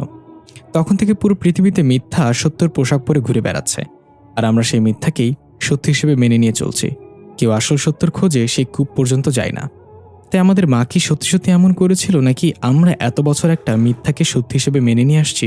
সেটাই খুঁজতে হবে। আমাদের সেই কূপের কাছে যেতে হবে যেখানে আসল সত্য চাপা পড়েছে। কথা নামের মেয়েটা যেই হোক না কেন, সে আমাদের সত্য দেখানোর জন্য এসেছিল। সোহানা বলল, তার মানে আমাদের এখন গ্রামে আমাদের সেই বাড়িতে যেতে হবে, যে বাড়ি অনেক বছর আগে আমার কাকারা দখল করেছিল। আমি বললাম, হ্যাঁ, সময় হয়েছে আমাদের জিনিস ফিরিয়ে নেওয়ার। এখন আমাদের গ্রামে যাওয়ার জন্য গাড়ি ভাড়া লাগবে, যেটা জোগাড় করার জন্য কিছুদিন এই শহরে থাকতে হবে। সোহানা বলল, আমরা তো চাইলে হেঁটে যেতে পারি। আমি ভ্রুকুচকে বললাম, তোর ব্রেন যে হাঁটুতে সেটা আবার প্রমাণ করলি? 560 মাইলের রাস্তা তুই হেঁটে যাবি, তাই না? সোহানা বলল, তাহলে কোথায় থাকবো আমরা, আর টাকার জোগাড় করবো কিভাবে? আমি একটু চিন্তা করে বললাম, চল গিয়ে দেখি সেই চাঁদের পরিতে আমাদের জন্য জায়গা হয় কিনা। আমরা রওনা হলাম সেই বাড়ির উদ্দেশ্যে। জুজুর খাবারের ঘোর এখনো কাটেনি, সে এখনো ঘুমিয়ে আছে। সোহানা জুজুকে কোলে নিয়ে নিল। আমরা গিয়ে চাঁদের পরি বাড়ির সামনে দাঁড়ালাম। চেক করে দেখলাম আমার রেখে যাওয়া পাথরটা এখনো আছে। তার মানে এই বাড়ি সম্পূর্ণ ফাঁকা। খুশি হয়ে সোহানাকে বললাম, চাবির ছড়াটা দে। সোহানা জুজুকে নিচে রেখে ব্যাগ থেকে চাবির ছড়াটা বের করে এগিয়ে দিল। এখানে অনেক নকল চাবি আছে, সব রকম তালা খোলার চাবি মজুদ আছে আমার কাছে। আমি চারদিকে তাকিয়ে দেখলাম কেউ আছে নাকি আশেপাশে। কাউকে দেখতে না পেয়ে গেটের তালা খুলে ফেললাম। অনেকদিন বন্ধ থাকায় গেটে ঝংঝার ধরে খুব টাইট হয়ে গেছে। জোরে ধাক্কা দিতেই ক্যাচ শব্দ করে গেটটা খুলে গেল। একটা গরম বাতাস আমার শরীরে এসে লাগলো গেট খোলার সাথে সাথে। আমার মনে হলো কিছু একটা আমার শরীর ভেদ করে চলে গেল। আমাকে এভাবে দাঁড়িয়ে থাকতে দেখে পেছন থেকে সোহানা বলল, কি রে ভাইয়া, কি হয়েছে? ভেতরে যাচ্ছিস না কেন? আমি বললাম, না এমনি, আই ভেতরে যাই আমরা। এই বলে ভেতরে পা রাখতেই শরীর কেমন যেন এক শিহরণ বয়ে গেল। ততক্ষণ জুজু চোখ খুলেছে। সোহানা খেয়াল করলো জুজু এক দৃষ্টিতে বাড়ির দোতলায় তাকিয়ে আছে ভয়ার্ত চোখে। ও যেন কাউকে দেখে ভয় পাচ্ছে। সোহানা দোতলার দিকে তাকিয়ে কিছু দেখতে পেল না। তেমন একটা পাত্তা না দিয়ে সোহানা জুজুকে কোলে নিয়ে গেটের ভেতরে পা রাখতেই জুজু চিৎকার করতে লাগলো। আর দুজনে অনেক অবাক হয়ে গেলাম। জুজু অনেক শান্ত প্রকৃতির, ও কখনো এমন চিৎকার করে না। আজ হঠাৎ এমন করছে কেন? জুজু সোহানার হাতে কামড় দিয়ে কোল থেকে লাফ দিয়ে দৌড়ে নেমে গেটের বাইরে চলে গেল। ও যেন এই বাড়িতে ঢুকতেই চাচ্ছে না। কিন্তু কেন? আমরা দেখতে পাই দোতলার জানালা দিয়ে একটা কালো ছায়া আইদ এবং সোহানার উপর নজর রাখছে। তার পেছনে সাদা কাপড়ে মোড়ানো একটা লাশ ফ্যানের সাথে ঝুলে আছে। কালো ছায়াটা হিংস্র পশুর মতো গড়গড় শব্দ করছে। সোহানা একটু রেগে গিয়ে আবার গেটের বাইরে গিয়ে জুজুকে ধরে এনে আবার ভেতরে প্রবেশ করলো। আমি সোহানাকে বললাম, এই বাসাটা কেমন যেন একটু অদ্ভুত মনে হচ্ছে আমার কাছে। কেমন যেন একটা নিস্তব্ধতা ছেয়ে আছে। এখানে বাতাস অনেক ভারী লাগছে। চল আমরা চলে যাই, অন্য কোনো বাসা দেখব। সোহানা বলল, না আমি যাব না। এত সুন্দর রাজপ্রাসাদের মতো বাড়িতে 2 দিন না থাকতে পারলে সারা জীবন আফসোস থেকে যাবে। বাড়িটা অনেকদিন ধরেই বন্ধ পড়ে আছে, একটু অদ্ভুত লাগছে। আমরা থাকা শুরু করলেই সব ঠিক হয়ে যাবে। আমি সোহানার কথা মেনে অজ্ঞতা রাজি হয়ে গেলাম। বাসার ভিতরে প্রবেশ করে দেখলাম এ যেন সত্যি সত্যি রাজপ্রাসাদ। রাজকীয় খাবার টেবিল, রাজকীয় খাট আর মোটা মোটা বিছানা, বড় ওয়াশরুম আর বাথকোমোড, সিলিংয়ের রং বেরঙের লাইটিং। মনোমুগ্ধ হয়ে আমি আর সোহানা চারিদিকে ঘুরে ঘুরে দেখছিলাম। হঠাৎ দোতলা থেকে একটা শব্দ এলো। মনে হচ্ছে কেউ যেন হাতুড়ি দিয়ে কাঠের উপর পেরেক ঠুকছে। আমি আর সোহানা একে অপরের দিকে তাকিয়ে বললাম, এটা কিসের শব্দ? জুজু কেমন যেন ভয়ে জড়সড় হয়ে এক কোণে বসে আছে। আমি আর সোহানা সিঁড়ি বেয়ে দোতলায় উঠতে লাগলাম। ধীরে ধীরে দোতলায় গিয়ে দেখলাম সম্পূর্ণ ভিন্ন চিত্র। নিচতলায় যতটাই জাঁকজমকপূর্ণ, দোতলায় ততটাই এলোমেলা নোংরা। চারিদিকে শুকনো কাঠ আর গাছের গুঁড়ি পড়ে আছে। ইঁদুর মরে তার কঙ্কাল পড়ে আছে। ফুলের টবগুলোয় পানি পচে সেগুলো থেকে মশার বংশ বিস্তার হচ্ছে। হঠাৎ সোহানা ডাক দিয়ে ভর্ত গলায় বলল, ভাইয়া এটা কি? আমি তাকিয়ে দেখলাম কালো কাপড় দিয়ে কিছু একটা ঢেকে রাখা হয়েছে। জিনিসটা একদম মানুষ আকৃতির। আমি বললাম, ভেন্ডি, এখানে আমাদের আর এক মুহূর্তও থাকা ঠিক হবে না, এখনই চল যাব আমরা। হঠাৎ নিচতলা থেকে জুজুর চিৎকার ভেসে আসলো। জুজু অনেক জোরে জোরে ম্যাও ম্যাও করে ডাকছে। আমরা দুজন তাড়াতাড়ি নিচে গেলাম। নিচে যেতেই জুজুর ডাক বন্ধ হয়ে গেল, কিন্তু জুজুকে কোথাও দেখছিলাম না। সোনা ডাকতে লাগলো, জুজু কোথায় তুই? জুজু, কিন্তু জুজুর কোনো চিহ্ন নেই চারপাশে। আমি এদিক ওদিক জুজুকে খুঁজে বেড়াচ্ছি, প্রতিটা কণায় কণায় খুঁজছি। হঠাৎ আমার চোখ গেল ফ্রিজের দিকে। ফ্রিজের সাইডে দিয়ে রক্ত বেয়ে পড়ছে। আমি সোহানাকে ডাক দিয়ে এটা দেখালে সোহানা ভয় পেয়ে কান্না করে দিয়ে বলল, জুজু। আমি আস্তে আস্তে গিয়ে ফ্রিজের দরজা খুলে ভয় আঁতকে উঠলাম। জুজুর রক্তাক্ত কাটা মাথাটা ফ্রিজে রাখা, সেটা থেকে এখনও টুপটুপ করে রক্ত পড়ছে। সোহানা কাঁপা কাঁপা গলায় পেছন থেকে বলল, ভাইয়া ফ্রিজে কি? আমি কি মুখ দিয়ে কোনো শব্দ বের করতে পারছিলাম না। আমাকে চুপ থাকতে দেখে সোহানা এগিয়ে আসলো ফ্রিজের দিকে। আমি তাড়াতাড়ি ফ্রিজটা বন্ধ করে বললাম, কিছু নেই ফ্রিজে। সোহানা বলল, আমি দেখব। ফ্রিজটা খোল ভাইয়া। আমি বললাম, না, তুই এটা দেখতে পারবি না, সহ্য করতে পারবি না। সোহানা আমাকে ধাক্কা দিয়ে সরিয়ে ফ্রিজটা খুলে জুজুর কাটা মাথা দেখে চিৎকার করে কান্না করতে করতে বসে পড়ল। আমি গিয়ে সোহানাকে সান্ত্বনা দিয়ে বললাম, এখানে থাকলে আমরাও মরে যাব, চল তাড়াতাড়ি এখান থেকে যেতে হবে আমাদের। সোহানা কাঁদতে কাঁদতে বলল, ভাইয়া জুজুকে ফেলে রেখে কিভাবে যাব? আমাদের সবচেয়ে ভালো বন্ধু ছিল, আমাদের টানাটানির জীবনে সবসময় আমাদের সাথে ছিল, কিভাবে ওকে ছাড়া থাকবো? আমি বললাম, কষ্ট আমারও হচ্ছে, কিন্তু এই বাড়িটা অভিশপ্ত, এখানে থাকলে আমরাও মারা যাব। এই বলে সোহানাকে টানতে টানতে নিয়ে আসলাম বেরিয়ে যাওয়ার জন্য। কিন্তু এ কি, দরজা কোথায়? আমরা যেদিক দিয়ে প্রবেশ করেছিলাম সেখানে কোনো দরজা নেই। এটা তো একটা দেয়াল, এটা কেমন বাড়ি? চারিদিকে তাকিয়ে দরজা খুঁজতে লাগলাম, কিন্তু আশ্চর্যের বিষয়, বাড়িতে কোনো দরজাই নেই, শুধু একটা জানালা আছে লোহার গ্রিল দেয়া। আমি দৌড়ে সেই জানালার কাছে গিয়ে গ্রিল ধরে টানতে লাগলাম, কিন্তু কোনো লাভ হলো না। হঠাৎ মনে হলো আমাদের পেছন থেকে কেউ খুব দ্রুত দৌড়ে চলে গেল। চমকে গিয়ে পেছনে তাকিয়ে দেখলাম কেউ নেই। সোহানা ভয়ে আমার হাত চেপে ধরে আছে। হঠাৎ কিচেনের ওদিক থেকে থালা বাসনগুলো ঠাস ঠুস করে পড়তে লাগলো। একটা পিতলের গ্লাস পড়েই গড়িয়ে গড়িয়ে আমার পায়ের কাছে এসে থামলো। কিছুই বুঝতে পারছি না কি হচ্ছে এখানে। হঠাৎ পাশের রুম থেকে একটা মহিলা কণ্ঠের কাকুতি মিনতি ভেসে আসলো, আমাকে ছেড়ে দাও, আর মেরো না, আমাকে ছেড়ে দাও। আমি আর সোহানা একে অপরের দিকে তাকিয়ে আছি। তারপর একসাথে সেই রুমের দিকে এগিয়ে গেলাম। মহিলার কান্নার শব্দ যেন আরও বেড়ে গেল, মনে হচ্ছে তাকে কেউ খুব মারধর করছে। আমি আর সোহানা দরজার কাছে যেতেই কান্নার শব্দ বন্ধ হয়ে গেল। সবকিছু যেন নীরব হয়ে গেল, শুনশান নীরবতা বয়ে গেল। আমি উঁকি মেরে রুমের ভেতরে তাকিয়ে দেখলাম কেউ নেই এখানে, একদম ফাঁকা একটা রুম। কিন্তু একটু আগেই তো এই রুম থেকে কান্নার আওয়াজ আসছিল। আমরা আস্তে আস্তে সেই রুমে ঢুকলাম, চারিদিকে তাকিয়ে দেখতে লাগলাম। হঠাৎ আমার চোখ গেল জানালার পর্দার ওপাশে কালো একটা ছায়া দাঁড়িয়ে আছে। আমি ভেবে বললাম, ভেন্ডি, ওটা কি? সোনা তাকিয়ে বলল, কই, কিছু তো নেই। আমি তাকিয়ে দেখলাম সত্যি সেখানে কিছু নেই। মনের ভুল ভেবে যেই না রুমের থেকে বের হতে যাব, তখনই ওপর থেকে একটা সাদা কাপড় পরা লাশ ঝুলে পড়ল। সেটা ফ্যানের সাথে ঝুলেছিল। আমি চিৎকার দিয়ে সেই রুম থেকে বের হয়ে আবার সেই জানালার কাছে এসে দাঁড়ালাম। সোহানা এখনো ভয়ে কাঁপছে।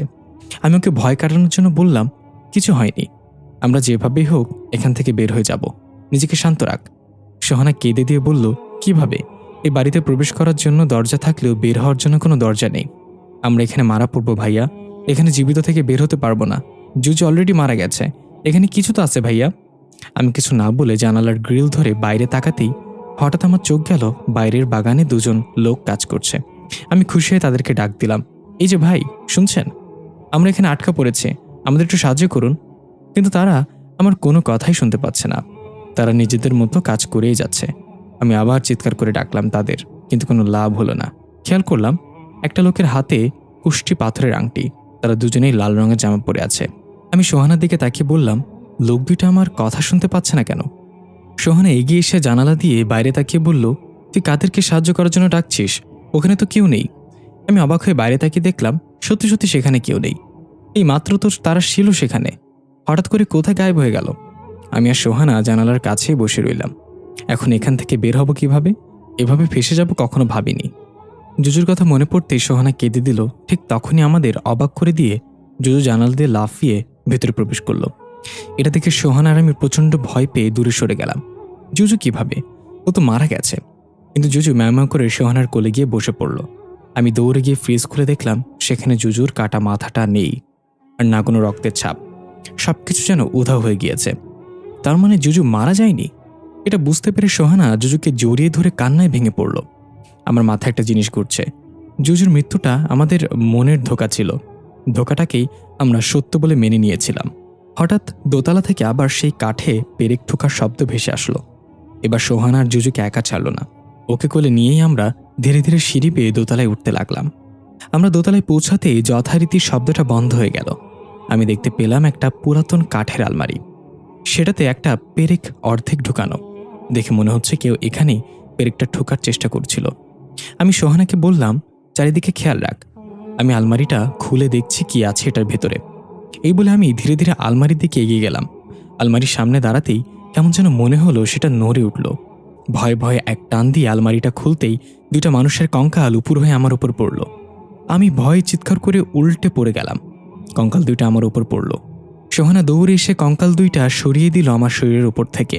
আমি উঠে নিজেকে সামলে নিয়ে কঙ্কালের দিকে তাকিয়ে দেখলাম অনেকদিন আগে মারা যাওয়াতে তাদের শরীর কঙ্কালে পরিণত হয়েছে, কিন্তু তাদের জামাগুলো এখনো নষ্ট হয়নি। তারা দুজনেই লাল জামা পরেছিল, যেটা আমি ওই দুজন লোককে বাগানে কাজ করার সময় দেখেছিলাম। তার মানে কি ওই দুইজনের কঙ্কালইগুলো? তারা মৃত ছিল? নিশ্চিত হওয়ার জন্য আমি কঙ্কালের হাত চেক করে দেখলাম, হ্যাঁ, সেই কুষ্টি পাথরের আংটিটাও একটা কঙ্কালের হাতে আছে। এই দুজন হচ্ছে সেই চোরগুলো যারা চুরি করতে এসে এখানে মারা গিয়েছিল। তাদেরকে মেরে আলমারিতে ঢুকিয়ে রাখা হয়েছিল। আমি বললাম, ভেন্ডি, আমি দুজনকে বাগানে কাজ করতে দেখেছিলাম আর তাদের কাছেই চিৎকার করে সাহায্য চাইছিলাম, কিন্তু এরা তো দেখি মৃত। তাহলে তারা কারা ছিল? সোনা বলল, মৃত মানুষকে তুই কিভাবে দেখতে পেলি? হয়তো ওটা তোর মনের ভুল ছিল। এটা বলতে জুজু সোহানার কোল থেকে লাফ দিয়ে সেই কালো কাপড় দিয়ে ঢাকা মানুষ আকৃতির জিনিসটার কাছে গিয়ে ম্যামা করতে লাগলো। এটা দেখে আমরা একজন আরেকজনের দিকে তাকিয়ে বললাম, নিশ্চয়ই এখানে কিছু একটা আছে, এটা খুলে দেখতে হবে। সোনা বলল, না ভাইয়া, আমার খুব ভয় করছে, এটা খোলার দরকার নেই। আমি বললাম, এখানে আমরা আটকা পড়েছি, চাইলেও এখান থেকে বের হতে পারবো না, তা আমাদের খুঁজতে হবে এই বাড়ির রহস্য কি। এই বলে জুজুকে নিয়ে সোহানার কাছে দিলাম। তারপর আস্তে আস্তে সেটার উপর থেকে কালো কাপড়টা সরিয়ে দিলাম। আমরা দুজনেই আতকে উঠলাম। এটা তো একটা কফিন, কিন্তু এটা সম্পূর্ণ মানুষের শরীরের আকৃতির। প্রাচীনকালে মিশরে এমন কফিন মানুষের মমি রাখা হতো। কফিনের উপর ঢাকনাটা একদম হালকা করে লাগানো, ধাক্কা দিলেই সরে যাবে। আমি সোহানার দিকে একবার তাকিয়ে কফিনের ঢাকনাটা হালকা ধাক্কা দিতেই সেটা অল্প একটু সরে গেল। এখনই ভেতর থেকে রং বেরঙের কয়েকটা প্রজাপতি বেরিয়ে এলো ডানা ঝাপটাতে ঝাপটাতে। একটা প্রজাপতি এসে আমার হাতের ওপর বসতেই আমি যেন একটা ঘোরের মাঝে চলে গেলাম। আমি দেখলাম মায়ের ডেলিভারি পেইন উঠেছে। মা ব্যথায় ছটফট করছে বিছানায় শুয়ে। আর ছোট্ট আমি মায়ের এই অবস্থা দেখে কি করব না করব কিছুই বুঝতে পারছিলাম না। মা কোনো রকম বলল, আইদ, তার বাবাকে টেলিফোন করো তাড়াতাড়ি।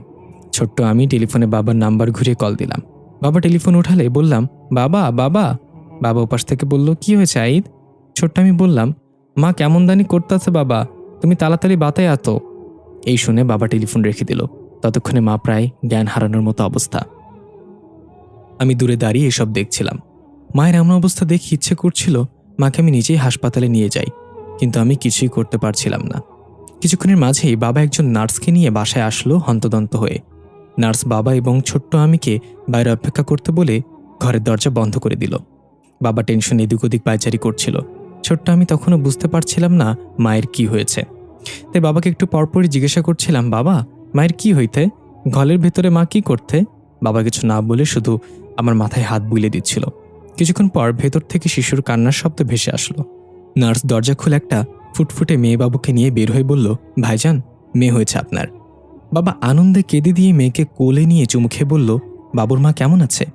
নার্স মন খারাপ করে বলল, আমাকে মাফ করে দিন ভাইজান। বাবা ভয় পেয়ে বলল, কি হয়েছে, কি বলছেন আপনি? নার্স বাবার দিকে অসহায়ের মতো তাকিয়ে বলল, ভাবিকে বাঁচাতে পারিনি।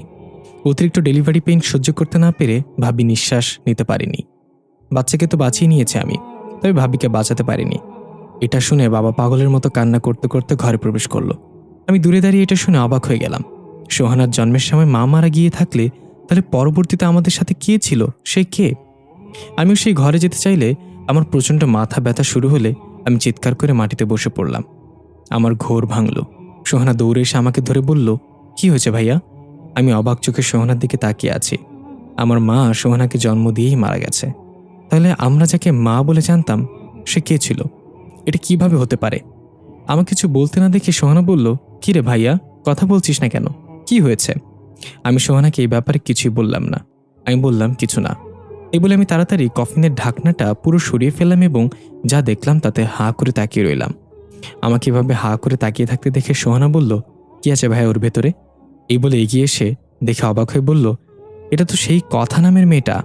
কফিনের ভেতর কথা নামের মেয়েটার শরীর, মনে হচ্ছে সে ঘুমিয়ে আছে। সেই সাদা থ্রি পিসটা পরা, চেহারায় সেই উজ্জ্বলতা।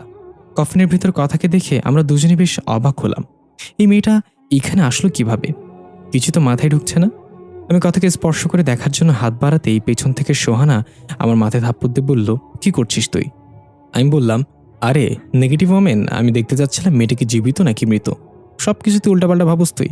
এদিকে আমরা দেখতে পাই খুবই সুন্দর একটা ফুলের বাগান। বাগানের মাঝখানে একটা বড় ডালিম গাছ। গাছের ছায়ায় বসে আছে কথা নামের মেয়েটা আর একজন বৃদ্ধ লোক। কথা বলল, দাদু, এখন অন্তত আমার শরীরে আমাকে ফিরে যাওয়ার অনুমতি দাও। ওই দেখো, তার আমার শরীর খুঁজে পেয়ে গেছে।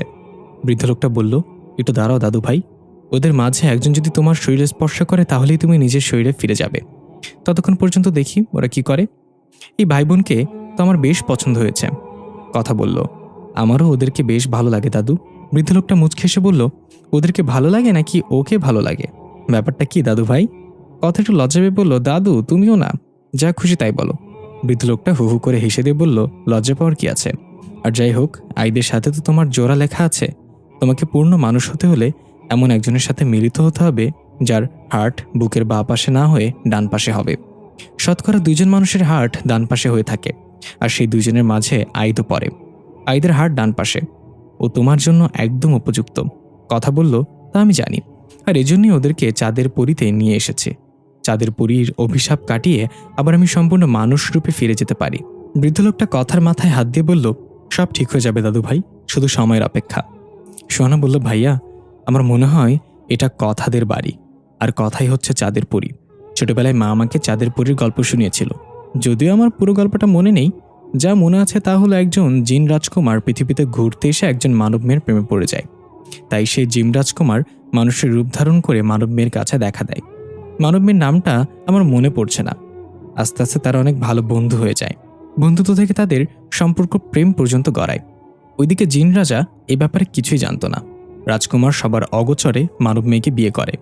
মানব মেয়ে তখনও জানত না তার ভালোবাসার মানুষটা একটা জিন রাজকুমার। একদিন জিন রাজা তার ছেলের এই কর্ম সম্পর্কে জেনে যায়।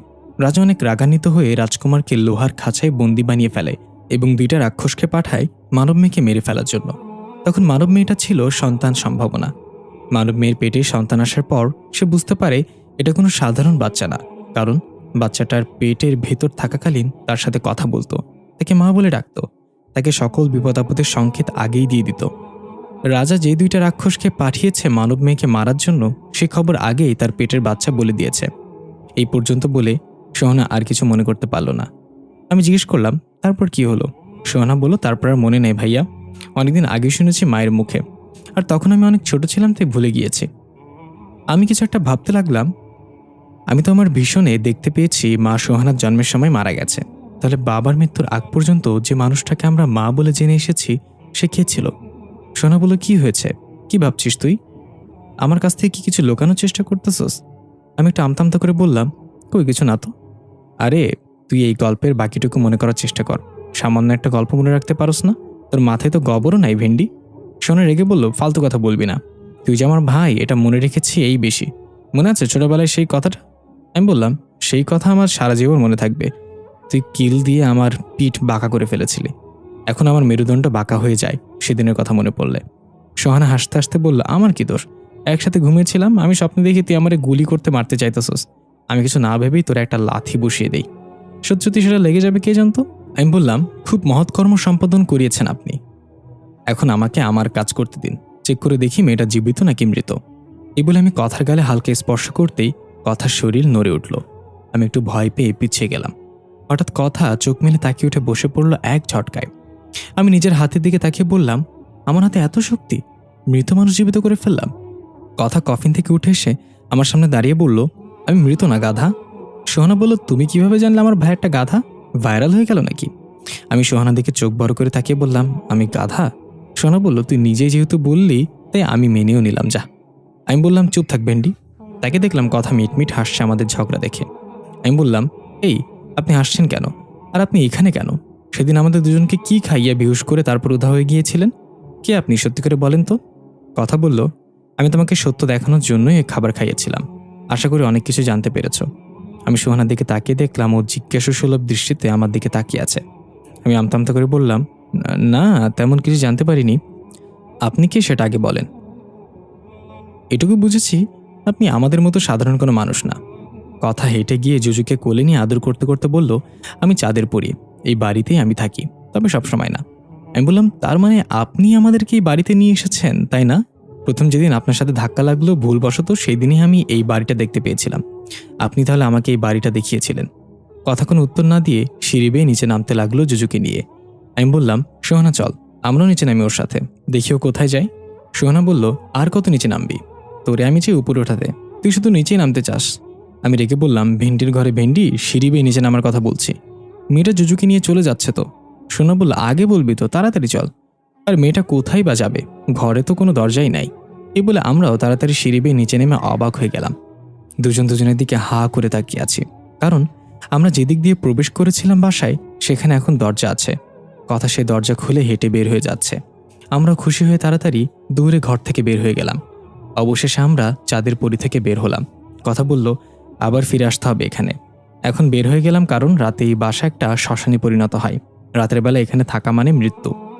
তাই রাত হওয়ার আগেই তোমাদের বের করে আনলাম। আবার কাল সকালে আসতে হবে। এদিকে দেখা যাচ্ছে বাড়ির ভেতর থেকে কালো ছায়াটা রাগে গড়গড় করতে করতে জানালা দিয়ে তাকিয়ে আছে ওদের চলে যাওয়ার দিকে। কথা একবার পেছনে তাকিয়ে হালকা মুচকে হাসি দিল।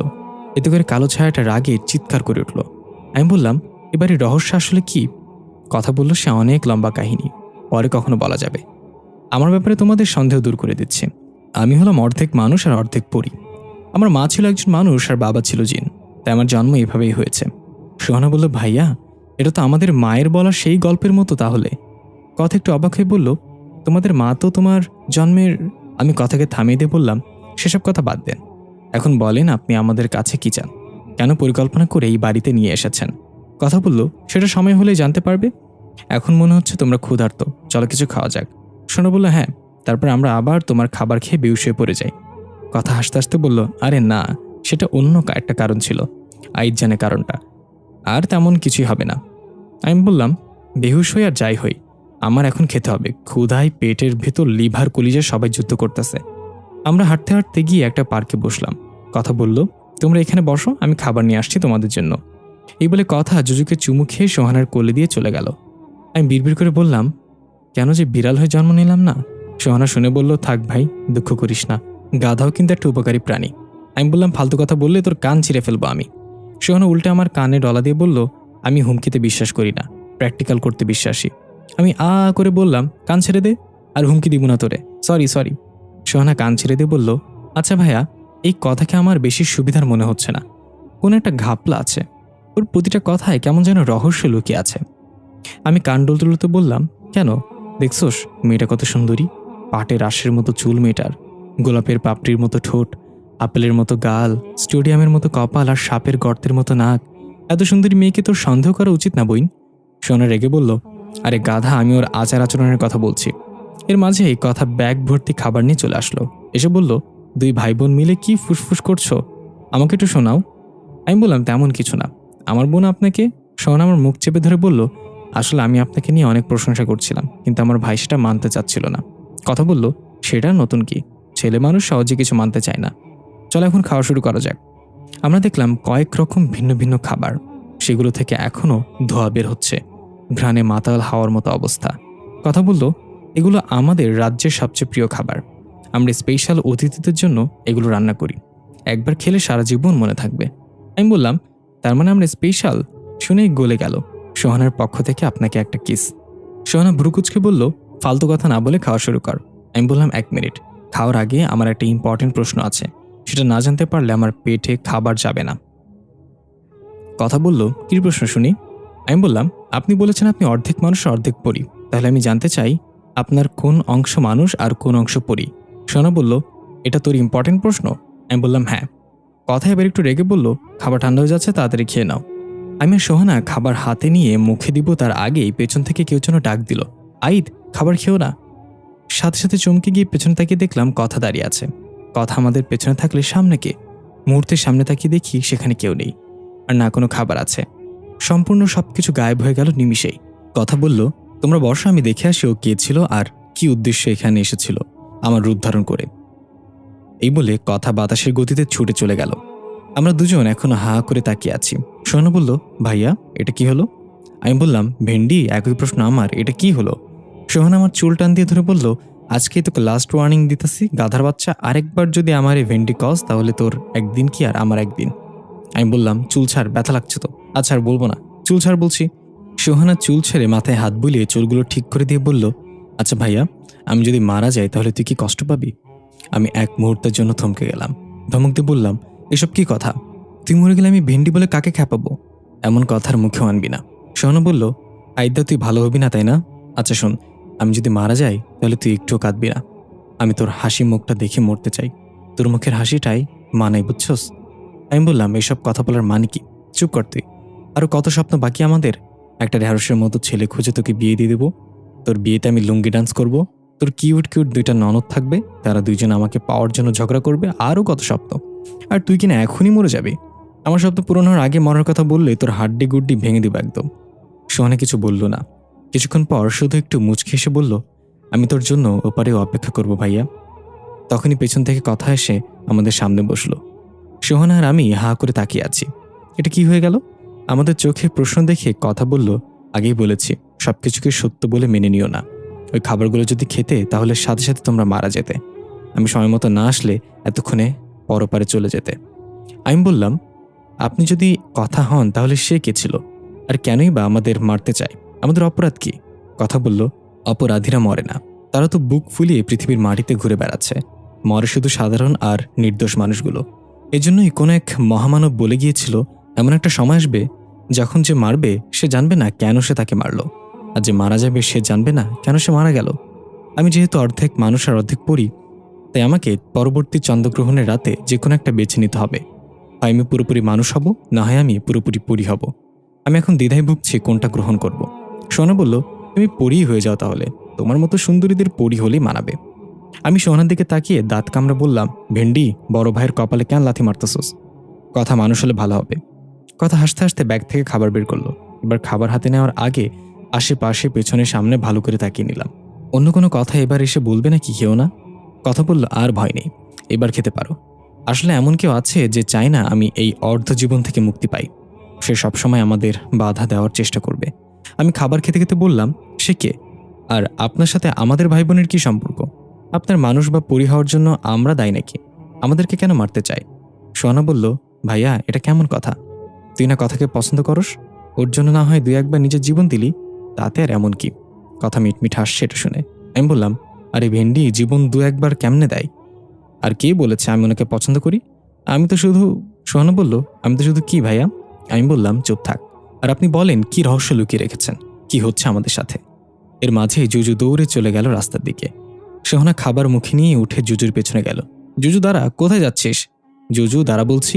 সোহানা চলে গেলে এবার কথা বলল, আইদ, তোমাকে একটা কথা বলি। তুমি তো তোমার ভীষণ দেখতে পেয়েছ। সোহানার জন্মের সময় তোমার মা মারা গিয়েছে। এখন নিশ্চয়ই তোমার মনে অনেক প্রশ্ন তোমার মাকে নিয়ে। আমি বললাম, হ্যাঁ। মা যদি সেদিন মারা যায় তাহলে সোহানার 5 বছর বয়স অবধি কে ছিল আমাদের সাথে, আর বাবার মৃত্যুর পর সে কোথায় হারিয়ে গেল? কথা বলল, তোমার মায়ের একজন যমজ বোন ছিল, তার নাম ছিল পার্সিয়া। তোমার মায়ের মৃত্যুর পর পার্সিয়া ছিল তোমাদের মা সেজে। তোমার বাবা শুধু এটা জানতো আর কেউ জানতো না। তাই তোমার বাবার মৃত্যুর পর সে চলে যায় এবং তোমার কাকার অপবাদ দেয় সে অন্য কারোর সঙ্গে চলে গিয়েছে। আমি অবাক হয়ে বললাম, যদি তাই হয় তাহলে সে চলে কেন গেল? সে তো ইচ্ছে করলে আমাদের সাথে সারা জীবন থাকতে পারত। কথা বলল, না, সেটা তার জন্য সম্ভব ছিল না, কারণ তার চুক্তি ছিল তোমার বাবার মৃত্যু পর্যন্ত থাকা। তবু সে তোমাদের সাথে থাকতে চেয়েছিল চুক্তি ভঙ্গ করে, আর সেটা তার জন্য কাল হয়ে দাঁড়ায়। পার্সিয়ারও একটা সংসার ছিল, তবে তার কোনো সন্তান ছিল না। সে তোমাদের 2 ভাই বোনকে নিজের সন্তানের মতো লালন পালন করেছিল। চুক্তি ভঙ্গ করে তোমাদের সাথে থাকার ব্যাপারে যখন তার স্বামী জানতে পারে, তখন তার উপর অনেক অত্যাচার করা হয়, অনেক মারধর করা হয়। তুমি নিশ্চয়ই শুনেছ ওই চাঁদের পরী বাড়িতে কোনো মহিলার আত্মচিৎকার, সেটা তোমার সেই পার্সিয়া আন্টির চিৎকারই ছিল। ওই বাড়িই ছিল তোমার পার্সিয়া আন্টির বাড়ি। তাকে এই বাড়িতে অত্যাচার করে নৃশংসভাবে হত্যা করা হয়। আমি অবাক হয়ে চোখ বড় করে বললাম, তার মানে তুমি? কথা বলল, হ্যাঁ, আমি তোমার পার্সিয়া আন্টির মেয়ে, আর আমার বাবাই ছিল সেই জিন রাজকুমার যার গল্প সোহানাকে ছোটবেলায় শোনানো হতো। আমি বললাম, তার মানে জিন রাজকুমার যেই মানব মেয়ের প্রেমে পড়েছিল সে ছিল পার্সিয়া আন্টি? তাহলে সেই জিন রাজকুমার পার্সিয়া আন্টিকে মারলো কেন? আর কিসের চুক্তি হয়েছিল সেদিন? কথা কিছু বলতেই যাবে তখন রাস্তার ওপাশ থেকে সোহানা ডাক দিল, ভাইয়া, জুজুকে পেয়েছি। ও একটি ইঁদুরের পেছনে ছুটে এদিকে চলে এসেছিল। এই বলে সোহানা জুজুকে কোলে নিয়ে রাস্তার ওপাশ থেকে আসছিল।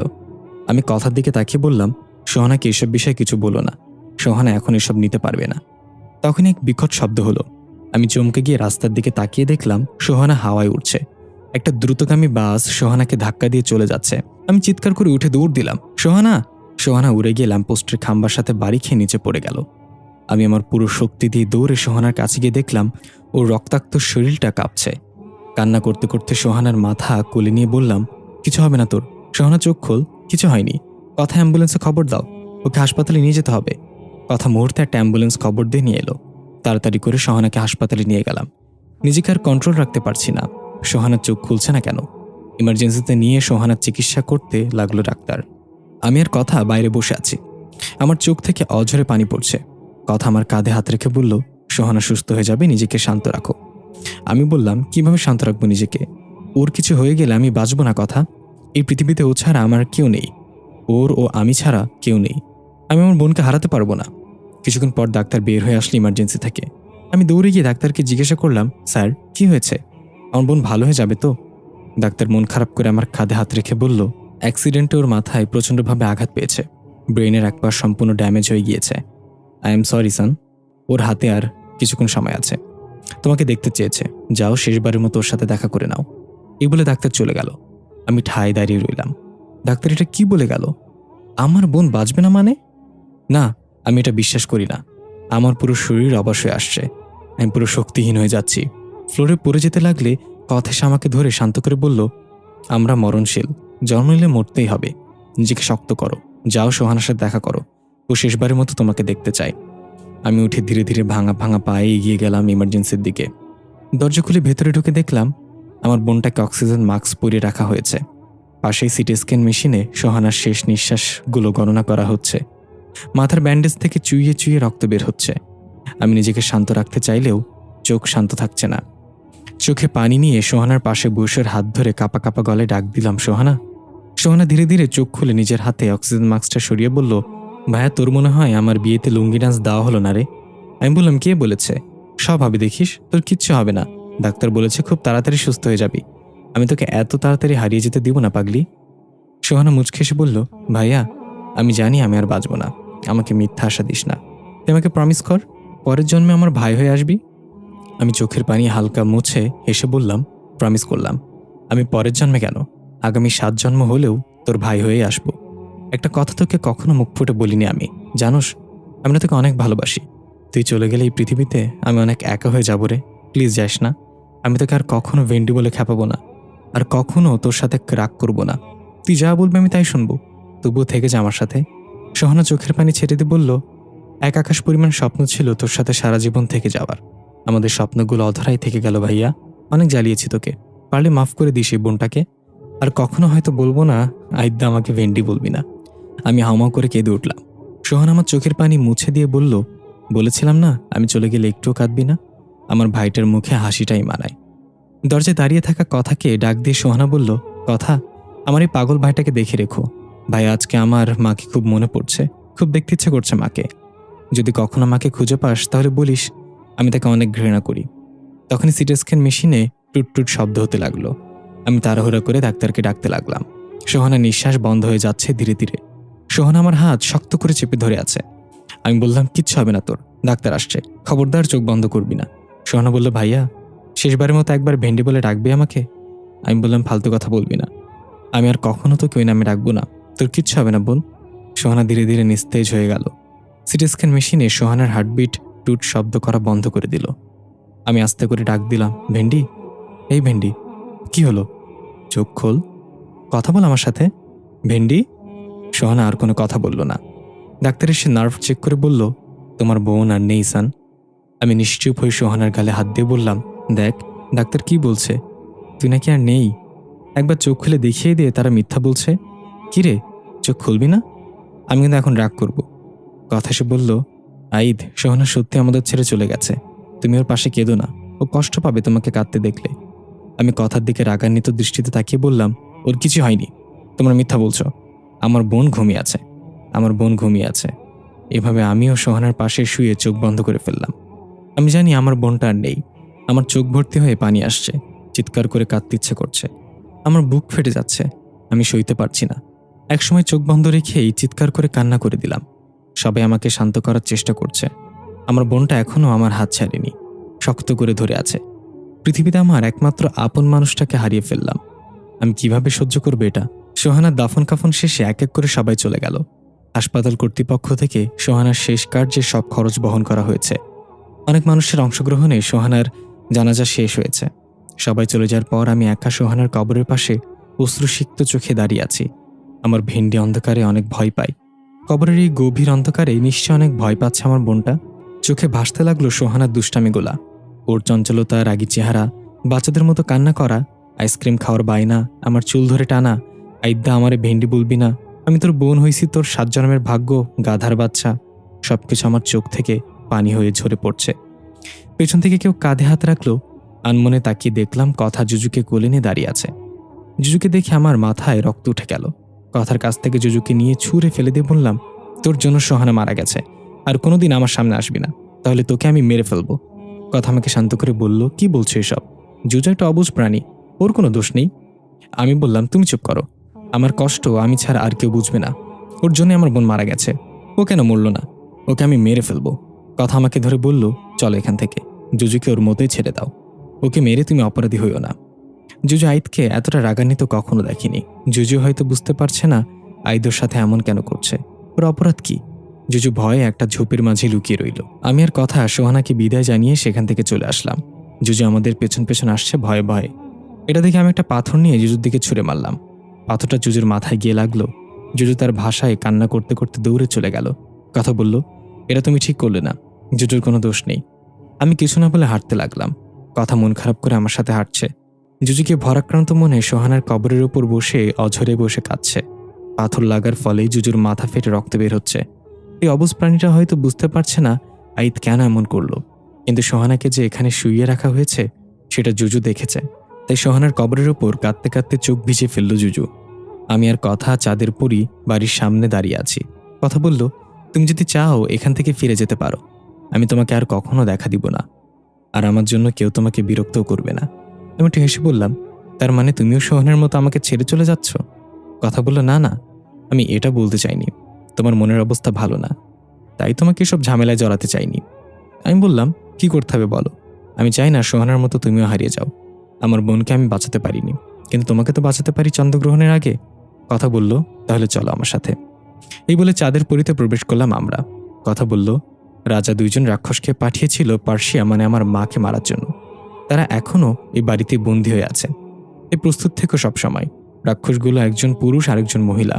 পুরুষ রাক্ষসটা সবসময় একটা কালো ছায়ার মতো হয়ে থাকে, আর মহিলা রাক্ষসটা সাদা কাপড় পরে থাকে। আমি বললাম, ওরা এই বাড়িতে বন্দী হলো কিভাবে? ওরা তো এসেছিল পার্সিয়া আন্টিকে মারার জন্য। কথা বলল, রাজা যখন ওদেরকে পাঠিয়েছিল তখন আমি মায়ের গর্ভে ছিলাম, কিন্তু আমি অন্য সব বাচ্চার চেয়ে আলাদা, কারণ আমার বাবা জিন আর মা মানুষ ছিল। আমি গর্ভে থাকতেই মাকে বিভিন্ন বিপদের অশ্নি সংকেত দিতাম, আর মাকে বলে দিতাম কি কি করতে হবে। রাক্ষসরা যখন আসছিল আমি মাকে বলেছিলাম একটা রুমের ভেতর লবণ ছিটিয়ে রাখতে এবং বেতের কাঁটা দরজায় বিছিয়ে রাখতে। মা আমার কথা মতো সেগুলো করলে রাক্ষসরা সবার প্রথমে বেতের কাঠার সাথে আঘাত পায় এবং লবণের স্পর্শে তারা ভুলে যায় এখানে কি করার জন্য এসেছিল। আর সেই থেকে তারা এখানে আছে। আমি বললাম, তাহলে তোমার মা কিভাবে মারা গেল?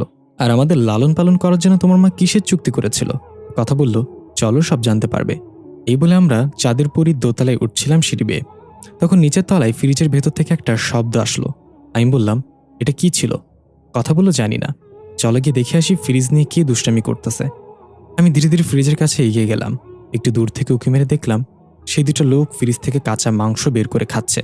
কথা ডাক দিয়ে বলল, আপনাদেরকে না বলেছি আমি বাসায় থাকলে নিজেদের কখনো দৃশ্যমান করবেন না, তবু কেন এখানে বসে আছেন?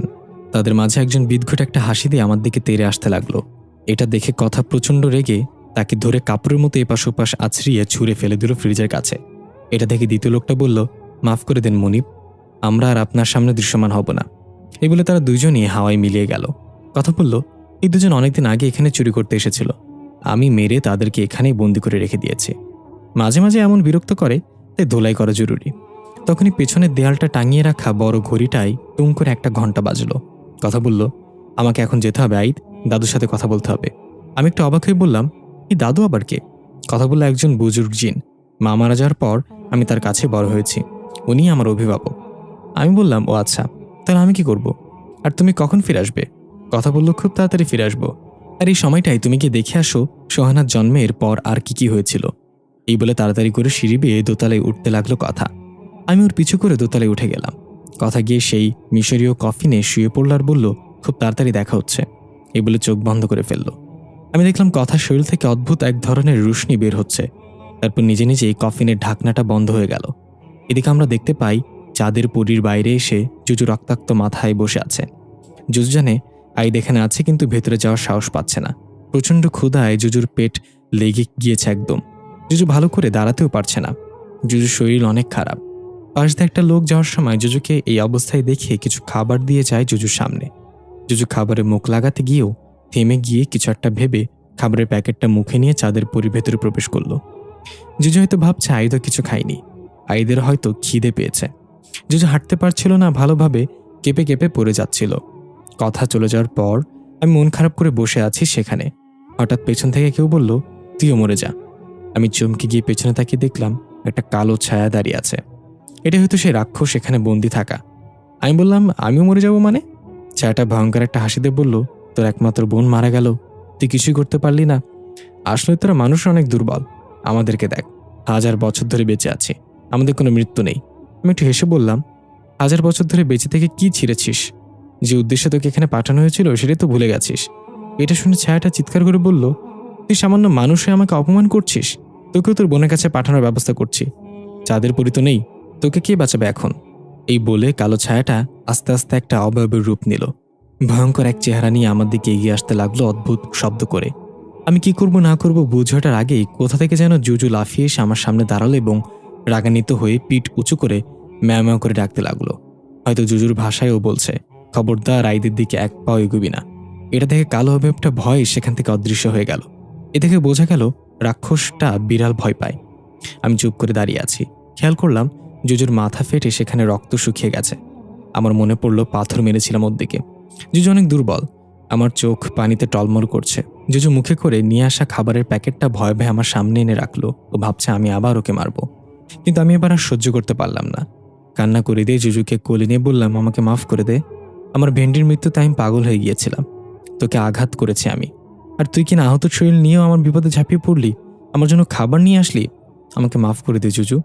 জুজু খুশি হয়ে আমার গাল চাটতে লাগলো। বুঝলাম ওর মনে আমার জন্য একটু রাগ নেই। কত সহজেই ও সব ভুলে আমাকে মাফ করে দিল। আমরা মানুষরা কেন এটা পারি না? আমরা রাগ পুষে রেখে ভেতর থেকে ধ্বংস হয়ে যাই।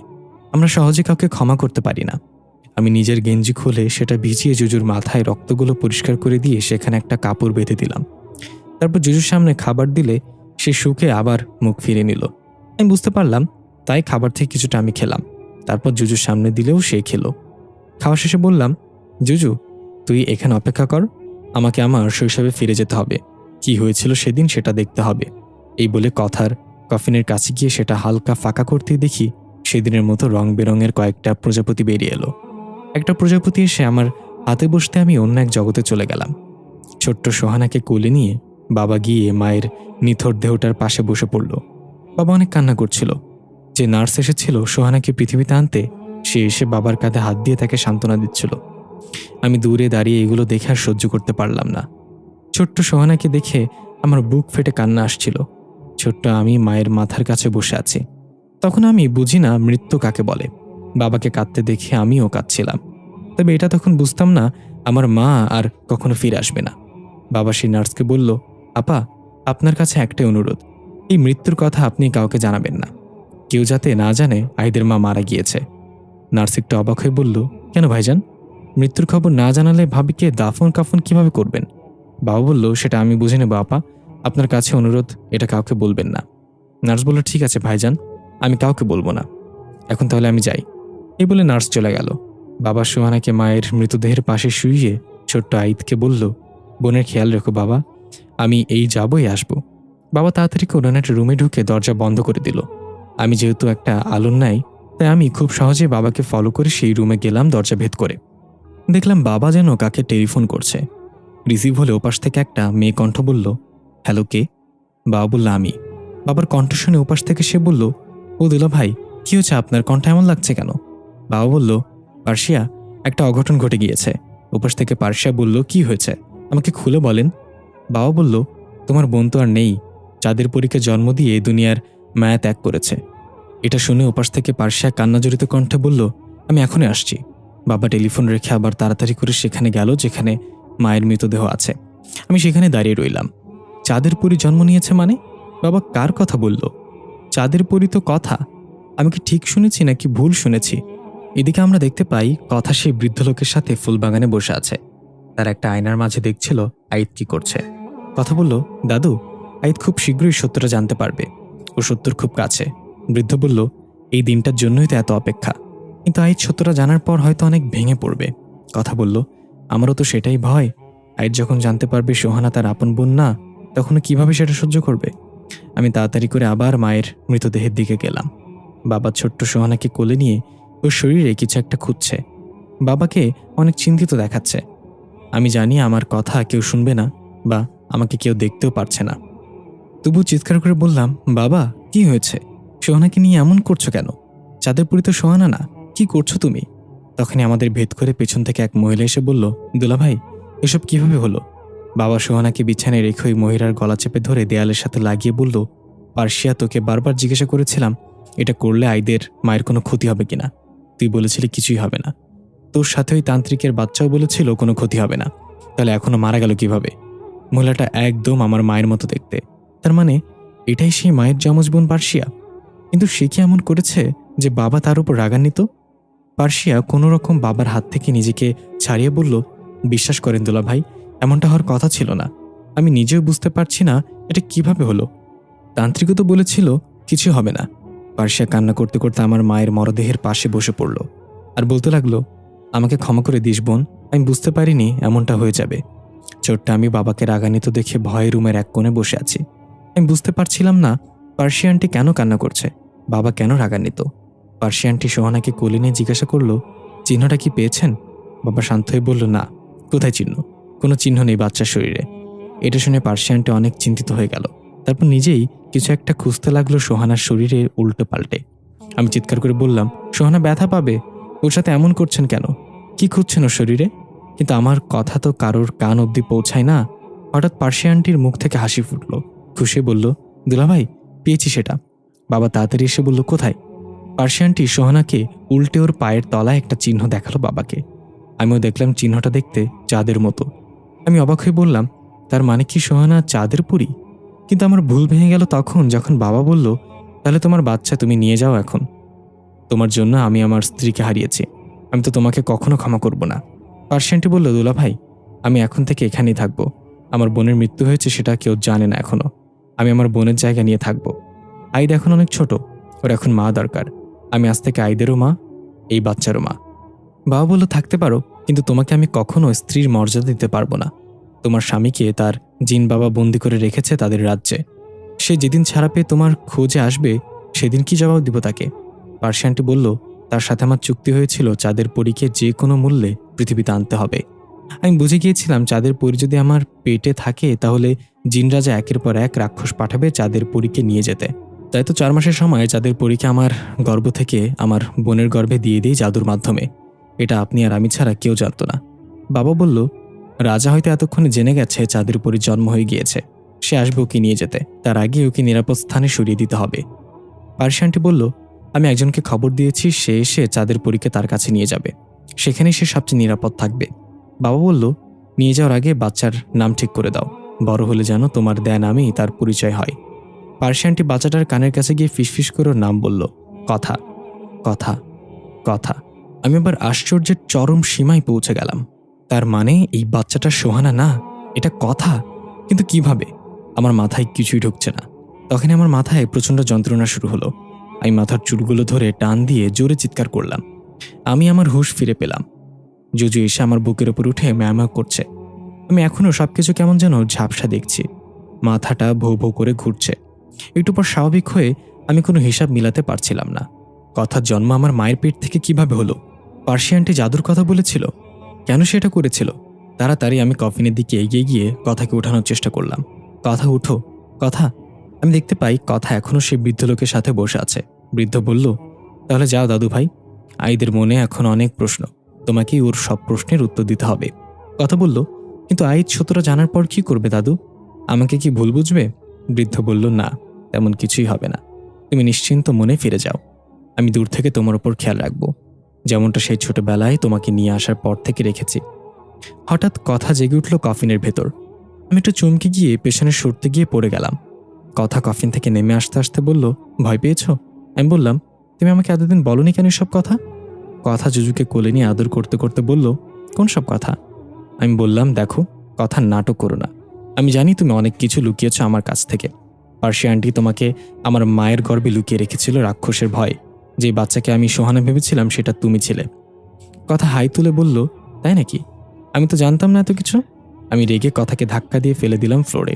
তারপর কথার পায়ের তলায় চেক করে দেখলাম সেই চাঁদের চিহ্নটা কথার পায়ে। আমি জিজ্ঞেস করলাম, এটা কি? কথা এবার উঠে একটা জায়গায় গিয়ে বসে বলল, রাজা যখন একের পর এক রাক্ষস পাঠাচ্ছিল আমার মায়ের পেট থেকে নিয়ে যাওয়ার জন্য, তখন মা অনেক ভয় পেয়ে গিয়েছিল। আমার বাবা যে একজন জিন রাজকুমার ছিল সেটা তোমার বাবাকে ছাড়া আর কাউকে বলেনি মা। তোমার বাবাকে অনেক বিশ্বাস করতো আমার মা, তাই এইসব কিছু মা তোমার বাবার সাথে শেয়ার করে। তখন তোমার বাবাই মাকে বুদ্ধি দেয় বাচ্চা অন্য কারোর গর্ভে লুকিয়ে রাখতে। মা প্রথমে রাজি না হলেও পরে আমার কথা চিন্তা করে রাজি হয়ে যায়। তোমার বাবা আমার মাকে নিয়ে একজন তান্ত্রিকের কাছে যায়, তাকে সব সমস্যার কথা খুলে বলে এবং সমাধান চায়। তখন তান্ত্রিক ধ্যান জ্ঞান করে বলল, বাচ্চা এমন কারোর গর্ভে রাখতে হবে যার সাথে তোমার রক্তের সম্পর্ক আছে। আমার মায়ের রক্তের সম্পর্ক তো শুধু তার বোনই আছে। কিন্তু এবার তোমার বাবা এতে রাজি হলো না। তোমার বাবা কিছুতেই তোমার মায়ের গর্ভে আমাকে রাখতে চাইল না। সে ভয় পাচ্ছিল এতে তোমার মায়ের ক্ষতি হতে পারে। কিন্তু তান্ত্রিক এবং আমার মা তোমার বাবাকে আশ্বাস দিল কোনো ক্ষতি হবে না, বাচ্চা জন্মের পর সে সম্পূর্ণ সুস্থ হয়ে থাকবে, এর কোনো প্রভাব তার উপর পড়বে না। অনেক বোঝানোর পর তোমার বাবা রাজি হয়ে যায়। তান্ত্রিকের কথা মতো তোমার বাবা গিয়ে গোপনে তোমার মায়ের ব্যবহৃত একটা জামা আর কিছু চুল নিয়ে আসে। তান্ত্রিক জাদুমন্ত্র করে অবশেষে আমার মায়ের গর্ভ থেকে আমাকে তোমার মায়ের গর্ভে চালান করে দেয়। তোমার মায়ের ব্যাপারে কিছু জানতো না। সকালে ঘুম থেকে উঠে দেখে তার পেট অনেক বড় হয়ে গিয়েছে। সে প্রচুর ভয় পেয়ে যায়। তোমার বাবাকে তাড়াতাড়ি এটা দেখালে তোমার বাবা বলল, আমরা তো মা বাবা হতে যাচ্ছি। তোমার মা বলল, কিন্তু এক রাতের মাঝে আমার পেট কিভাবে এত বড় হয়ে গেল বুঝতে পারছি না। তোমার বাবা মজা করে বলল, হরলিক্স মনে হয় তোমার পেটে উৎপন্ন হচ্ছে, তাই বাচ্চা এত তাড়াতাড়ি বড় হয়ে গেছে। তোমার মা একটু লজ্জা পেয়ে বলল, ধ্যাত, কি যে বলো না তুমি, এই বলে চলে গেল। তোমার বাবার মুখটা তখন মলিন হয়ে গেল। সে বারবার ভাবছিল এর ফলে তার স্ত্রীর কোনো ক্ষতি হবে না তো। আর সেটাই হলো। তোমার মা আমাকে জন্ম দেওয়ার সময় মারা গেল। কথা একদমই সবকিছু বলে চুপ করে বসে রইল। আমি সব শুনে হতভম্ব হয়ে গেলাম। এটাও কি সম্ভব? কথাকে এক গর্ভ থেকে অন্য গর্ভে চালান করা হয়েছে। বাবা আর পার্সি আন্টির উপর অনেক রাগ হতে লাগলো আমার। তারা কেন এটা করতে গেল? কথা এসে বলল, আমি জানি তুমি আমার উপর রাগ করছো। আমার জন্য তোমার মা মারা গিয়েছে সেদিন। তুমি যেভাবে আমাকে প্রায়শ্চিত্ত করতে বলবে আমি সেভাবেই করব। আমি কিছু না বলে জুজুকে কোলে নিয়ে চাঁদের পরি থেকে বের হয়ে গেলাম। কথা আমার পিছু পিছু আসতে লাগলো।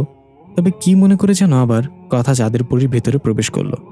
আমরা দেখতে পাই কথা বাড়িতে থাকা দুই রাক্ষস এবং সেই দুই চোরের আত্মাকে ডাক দিল।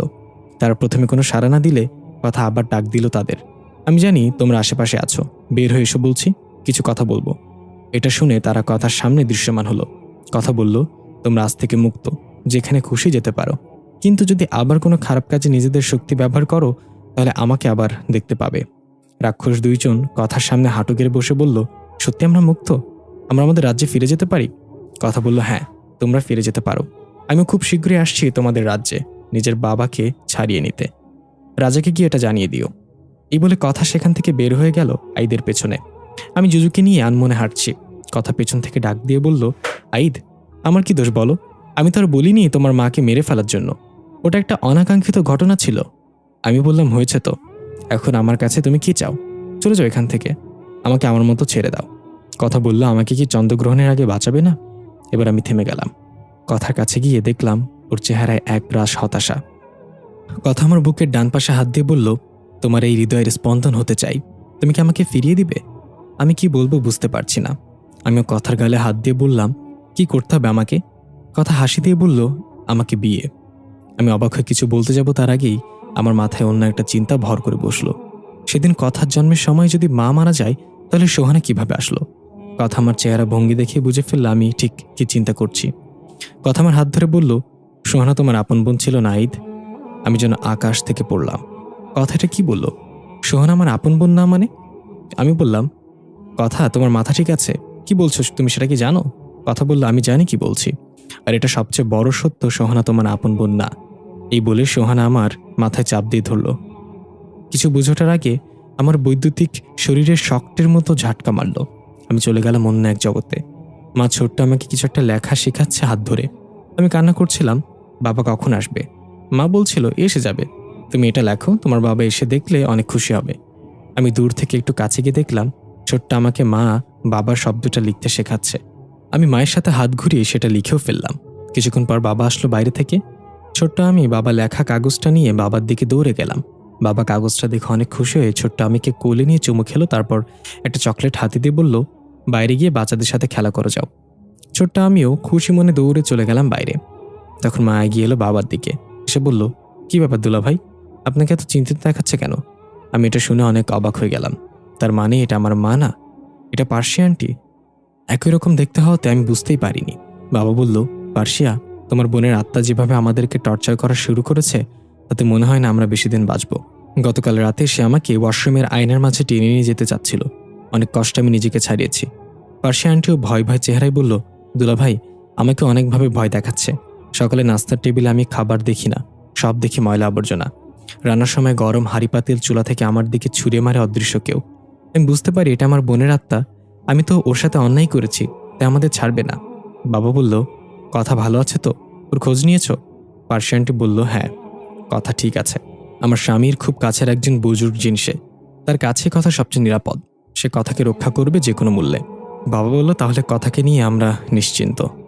এখন তোমার বোনের আত্মা থেকে কিভাবে মুক্তি পেতে পারি? আমরা তো এটা ইচ্ছে করে করিনি, এটা একটা দুর্ঘটনা ছিল। তখনই ঘরের আসবাবপত্রগুলো প্রচণ্ড রকম কাঁপতে লাগলো। দেয়ালে থাকা ছবির ফ্রেমগুলো ফ্লোরে পড়ে ভেঙে চুরমার হয়ে গেল। পার্সিয়া আন্টি সিলিংয়ে থাকা ফ্যানের নিচে দাঁড়িয়েছিল। উপর থেকে ফ্যানটা ধপাস করে ছিঁড়ে পার্সিয়া আন্টির মাথায় পড়তে নিলে বাবা দৌড়ে গিয়ে আন্টিকে নিয়ে দূরে পড়ে গেল। তারপর চিৎকার করে বলল, বন্ধ করো এসব, আমরা তোমার মৃত্যুর জন্য দায়ী না। ওটা একটা অনাকাঙ্ক্ষিত ঘটনা ছিল। আমরা নিজেরা অনেক কষ্ট পেয়েছি তোমার মৃত্যুতে। এতে করে অদৃশ্য কেউ একজন গড়গড় করে শব্দ করে বলল, আমি কাউকে ছাড়ব না। যারা আমার সন্তান থেকে আমাকে আলাদা করেছে তাদেরকে আমি মেরে ফেলব। বাবার পার্সিয়া আন্টি ভয় কোনো রকমে দৌড়ে বাসা থেকে বের হয়ে গেল। আমি এখনও সেখানে দাঁড়িয়ে সব দেখে যাচ্ছিলাম। আমার মা মৃত্যুর পর তার প্রতিশোধ নিতে ফিরে এসেছে। যদিও আমার কথা কেউ শুনবে না, তবুও কান্নাজড়িত কণ্ঠে ডাক দিলাম, মা। পেছন থেকে আমার কাঁধে কারো ঠান্ডা হাত অনুভব করলাম। আমি চমকে গিয়ে পেছনে তাকিয়ে দেখলাম মা একটা সাদা আলোর মতো অবয়বে সেখানে দাঁড়িয়ে আছে। আমি মাকে দেখে আবেগে আপ্লুত হয়ে জিজ্ঞাসা করলাম, মা, তুমি আমাকে দেখতে পাচ্ছ? মা আমার গালে হাত দিয়ে হাসি মুখে বলল, হ্যাঁ, দেখতে পাচ্ছি। আমার সেই ছোট্ট আইদ এখন কত বড় হয়ে গেছে। আমি কাঁদতে কাঁদতে মাকে জড়িয়ে ধরে বললাম, আমাকে ক্ষমা করে দাও মা। আমি সারা জীবন তোমাকে ভুল বুঝে এসেছি, কখনো সত্যিটা জানার চেষ্টাও করিনি। আমি তোমাকে সারা জীবন ঘৃণা করে স্মরণ করেছি। আমি বুঝতে পারিনি, জানতেও পারিনি। মা আমাকে শান্ত করে বলল, আমি জানি তুমি কিভাবে জীবনের এই পর্যন্ত পার করে এসেছো। আমাকে ক্ষমা করে দিও বাবা, আমি তোমার সাথে থাকতে পারিনি। ওরা আমাকে সবকিছু থেকে বঞ্চিত করেছে, তাই আমি ওদেরকে মারার জন্যই ফিরে এসেছি। আমি খুব শান্ত গলায় বললাম, মা, তুমি ফিরে যাও। তুমি যদি আজকে ওদেরকে মেরে ফেলো তাহলে ভবিষ্যতে অনেক বড় একটা পরিবর্তন এসে যাবে। সোহানা কিভাবে এলো সেটা আমি কখনো জানতে পারবো না। এটা শুনে মা প্রচণ্ড রাগান্বিত হয়ে বলল, ভবিষ্যতে সবকিছু পরিবর্তন হয়ে গেলেও আমি ওদেরকে ছাড়বো না। তুই আমাকে বাধা দিলে আমি তোকেও মেরে ফেলবো। এই বলে মা আমার মাথায় অনেক জোরে চেপে ধরলো। আমি ব্যথায় কাতরাতে লাগলাম। আমার মস্তিষ্ক দুমড়ে মুচড়ে যাচ্ছে। আমি আমার পুরো শক্তি দিয়ে চিৎকার করে উঠলাম। আমি ফিরে এলাম বর্তমানে। কথা আমার মাথা থেকে হাত ছড়িয়ে আমাকে ধরে নিয়ে একটা জায়গায় বসে শান্ত করলো। আমি স্বাভাবিক হয়ে কথাকে জিজ্ঞাসা করলাম, তার মানে মা ফিরে এসেছিল তার মৃত্যুর বদলা নিতে? কথা বলল, হ্যাঁ, তোমার মায়ের আত্মার হাত থেকে বাঁচতে আমার মা আর তোমার বাবা আবার সেই তান্ত্রিকের কাছে গিয়েছিল। কিন্তু তান্ত্রিক তাদেরকে এমন একটা সমাধান দেয় যা শুনে তারা দুইজনে অপ্রস্তুত হয়ে গিয়েছিল। আমি কৌতূহল নিয়ে বললাম, কি সমাধান দিয়েছিল তান্ত্রিক? কথা বলল, তান্ত্রিক বলেছিল তোমার মায়ের আত্মা থেকে মুক্তি পাওয়ার একটাই পথ খোলা আছে, সেটা হলো শারীরিক মিলন। মানে তোমার বাবা আর আমার মায়ের শারীরিক মিলন হলেই ওই আত্মা তার উদ্দেশ্য ভুলে তার জগতে ফিরে যাবে। আমি অবাক হয়ে বললাম, কি বলছো এসব? এটা কেমন সমাধান ছিল? বাবা নিশ্চয় এটা করতে রাজি হয়নি। কথা বলল, শুধু তোমার বাবা না, আমার মাও এটা করতে রাজি হয়নি। তারা তান্ত্রিকের ওপর রাগ করে সেখান থেকে চলে আসে। পথে তারা দুজন একে অপরের দিকে তাকাতে পারছিল না লজ্জায়। তারপর বাড়িতে এসে সেদিন রাতে ঘটল এক ভয়ঙ্কর ঘটনা। তোমার মায়ের আত্মা সবচেয়ে ভয়ঙ্কর রূপে আক্রমণ করে তাদের দুজনের ওপর। তোমার বাবা ছোট্ট তোমাকে নিয়ে রাতে ঘুমিয়েছিল আর আমার মা ছিল অন্য রুমে। হঠাৎ তোমার বাবা দরজায় কেউ জোরে জোরে টোকা মারল। তোমার বাবার ঘুম ভেঙে গেল। যখনই খাট থেকে নেমে দরজা খুলতে যাবে তখন খেয়াল করলো খাট ফ্লোরে নেই, বরং হাওয়ায় ভাসছে। এতে সে প্রচুর ভয় পেয়ে গেল। তোমার বাবা চিৎকার করে বলল, আইদ, ভয় পাবে, এগুলো বন্ধ করো দয়া করে। তখনই খাট ওপর থেকে ধপাস করে নিচে পড়ে গেল।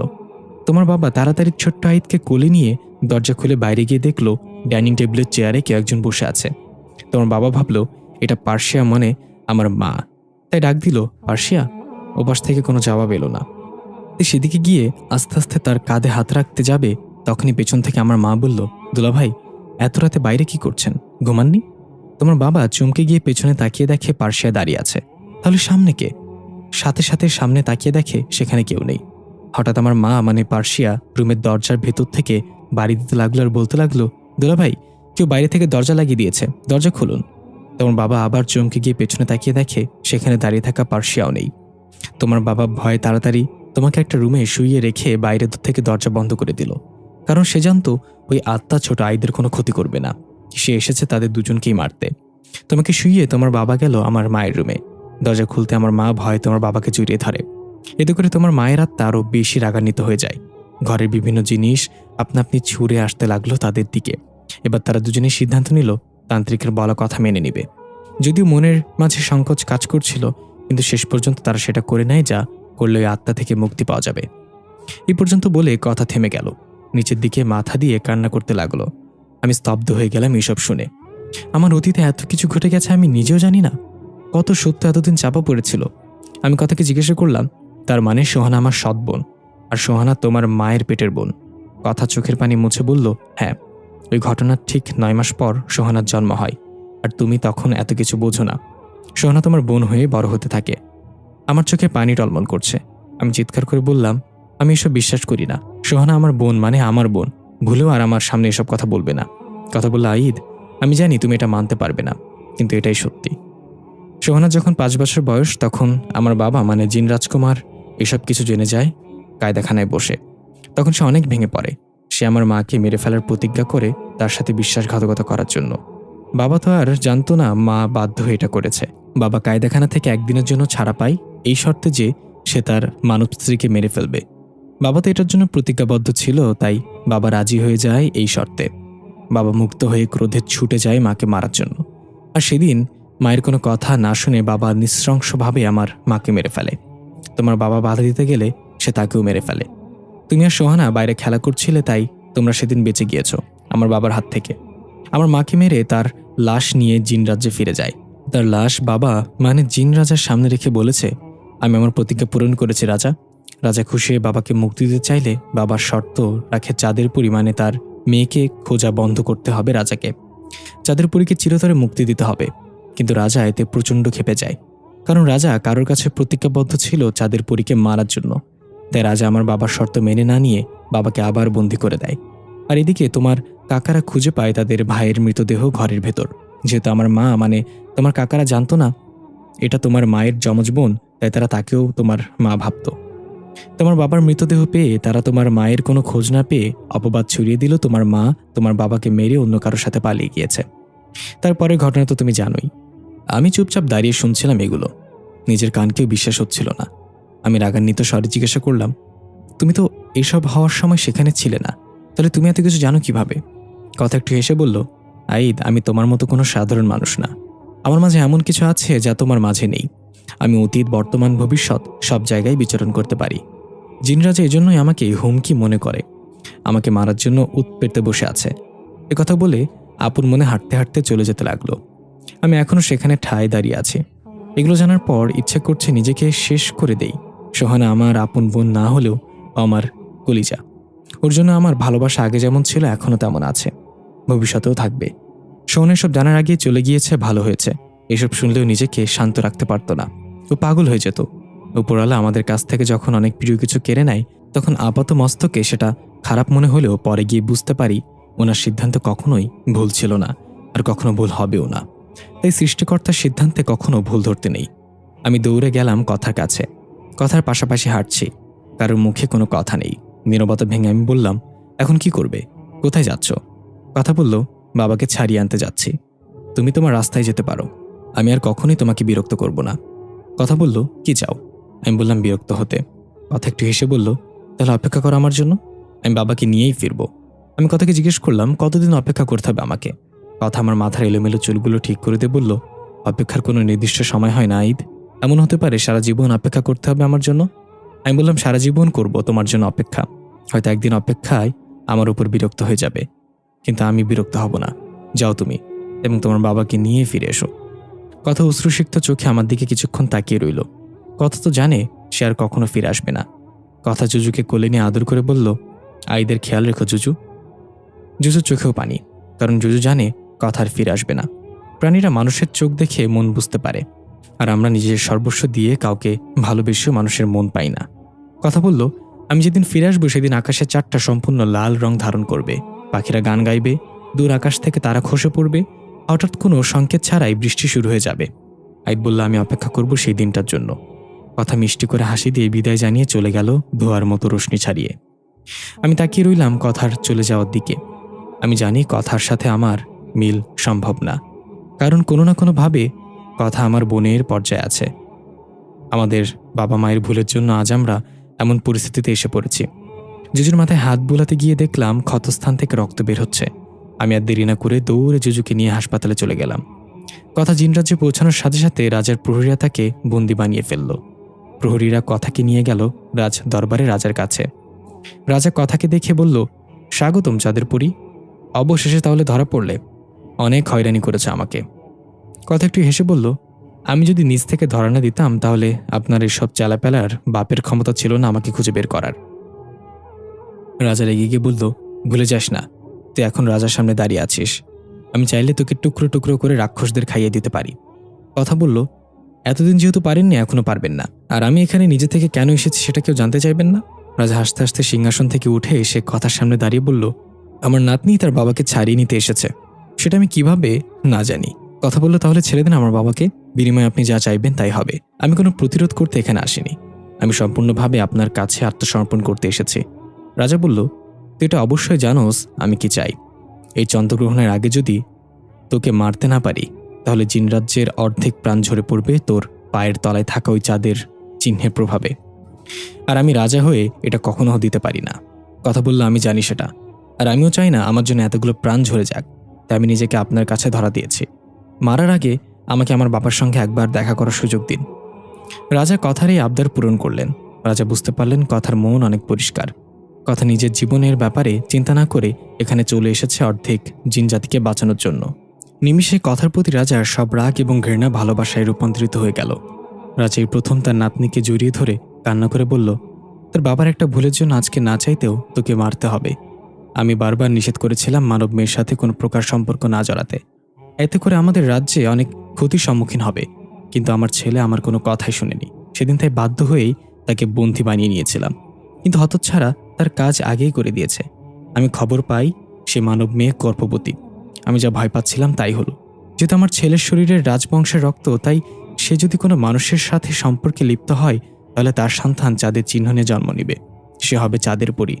আর সেই চাঁদের পরী যদি কোনোভাবে চন্দ্রগ্রহণ পর্যন্ত বেঁচে থাকতে পারে, তাহলে অর্ধেক জিন নিজেদের প্রাণ হারাবে তার প্রভাবে। কথা বলল, হ্যাঁ রাজা, সেটা আমি জানি।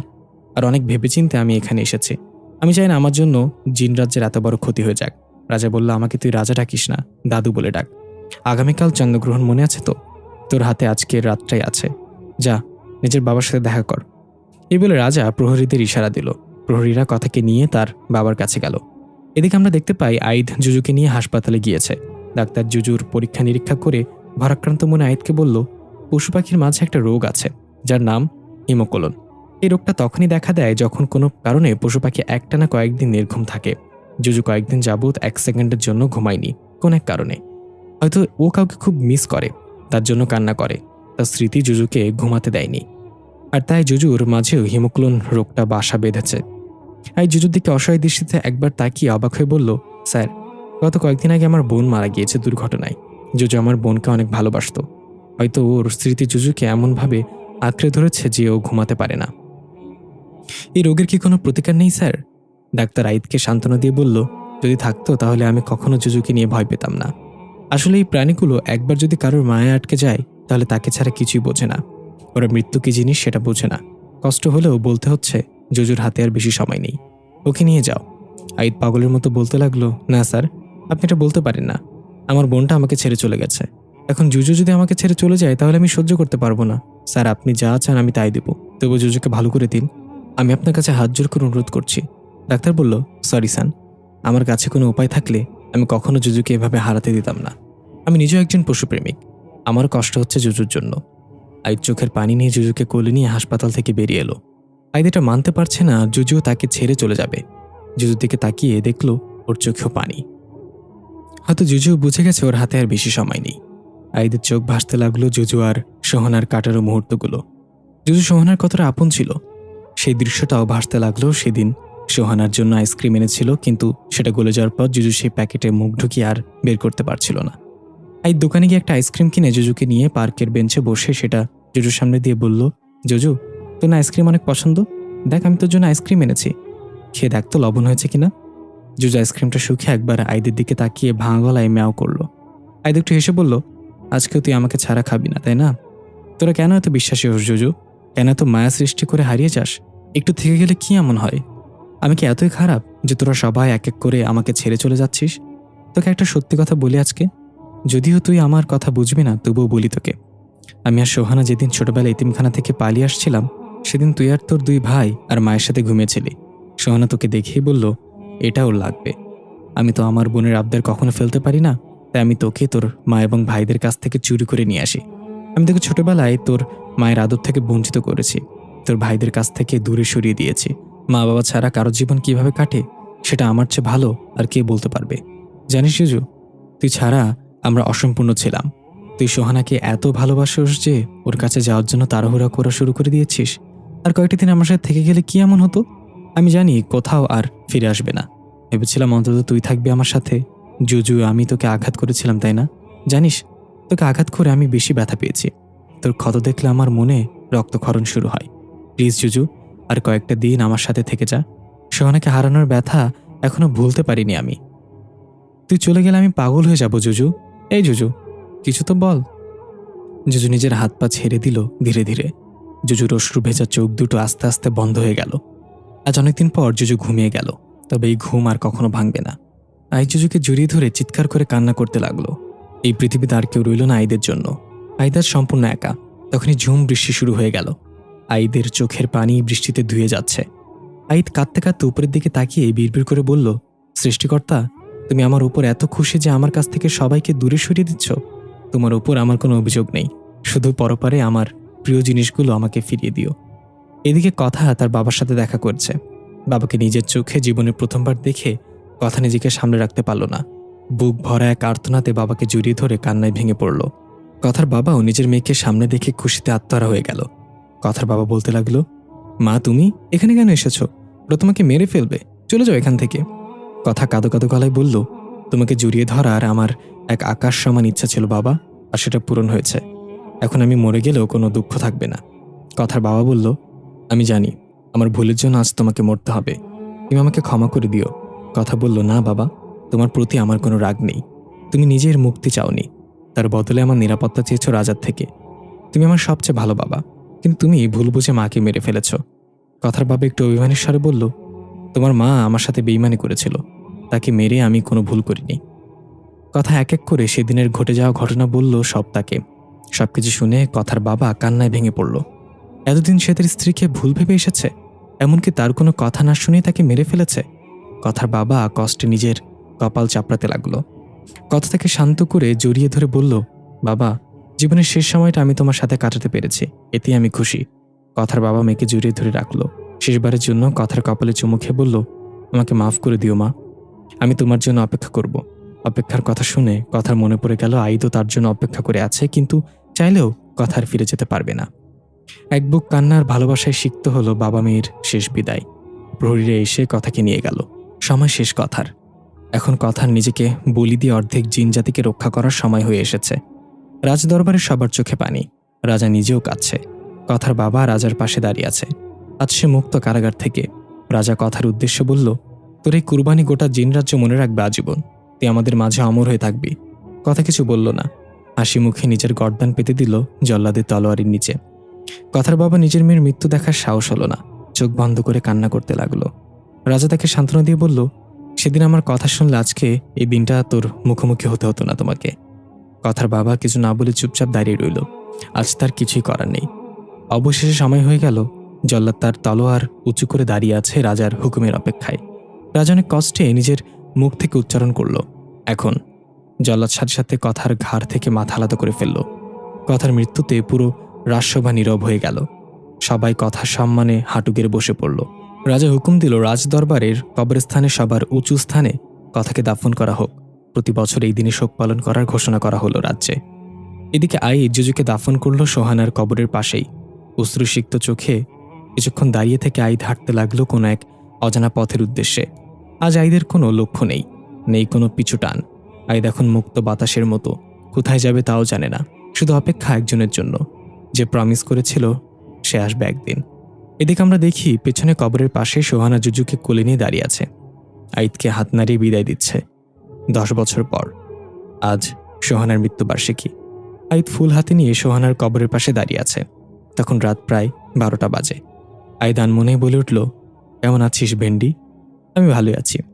তুই থাকলে আজকে দেখতে পারতি আমাদের এখন নিজস্ব একটা বাড়ি করেছি, যেখানে সব কিছু আছে, তবুও তো শূন্যতা আমাকে এক রাতও ঘুমাতে দেয় না। তোর আর জুজুর জন্য প্রতিদিন 2টা আইসক্রিম কিনে রাখি, এই আশায় যে তোরা হয়তো ফিরে আসবি, কিন্তু বারবার আমি হতাশ হই। জানিস ভেন্ডি, তোর জন্য অনেক সুন্দর একটা জামা কিনেছি, একদিন সময় করে এসে দেখে যাস। সত্যি বলতে আমি তোকে অনেক মিস করি রে। এ বলে আইদ কান্নায় ভেঙে পড়ল। হঠাৎ ঝুম বৃষ্টি শুরু হলো। আইদ আকাশের দিকে তাকিয়ে দেখলো চাঁদটা সম্পূর্ণ লাল রং ধারণ করেছে, পাখিরা গান করছে। আইদের মনে পড়ে গেল কথার শেষ কথাগুলো। কথা তো এমন কিছুই বলে গিয়েছিল। আইদ আকাশের দিকে তাকিয়ে তারা খুঁজতে লাগলো। হ্যাঁ, একটা তারা দেখা যাচ্ছে। কিছু বোঝাটার আগেই তারাটা খসে পড়ল আকাশ থেকে। আইদ পাগলের মতো চারিদিকে তাকাতে লাগলো। আইদের চোখ শুধু কথাকে খুঁজছে। আইদ দৌড়ে রাস্তায় চলে এলো।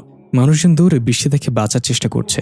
বাইরের দোকানপাটগুলো বন্ধ করে দোকানিরা দৌড়ে যে যার মতো ছাউনির তলায় আশ্রয় নিচ্ছে। তখনই কারোর সাথে ধাক্কা খেয়ে আমি নিচে পড়ে গেলাম। লাল নীল চুরি পরা একটা হাত আমাকে ওঠানোর জন্য হাত বাড়িয়ে দিল। আমার সবকিছু স্লো মোশনে চলতে লাগলো। আমি চোখ থেকে বৃষ্টির পানি মুছে ভালো করে তাকিয়ে দেখলাম অদ্ভুত সুন্দর পরীর মতো একটা মেয়ে। মেয়েটা আমাকে হাত ধরে টেনে তুলে বলল, সরি। আমি হাঁ করে তাকিয়ে আছি। মেয়েটার কথায় আমার ধ্যান ভাঙল। এই যে মিস্টার, আর ইউ ওকে? আমি বললাম, কথা?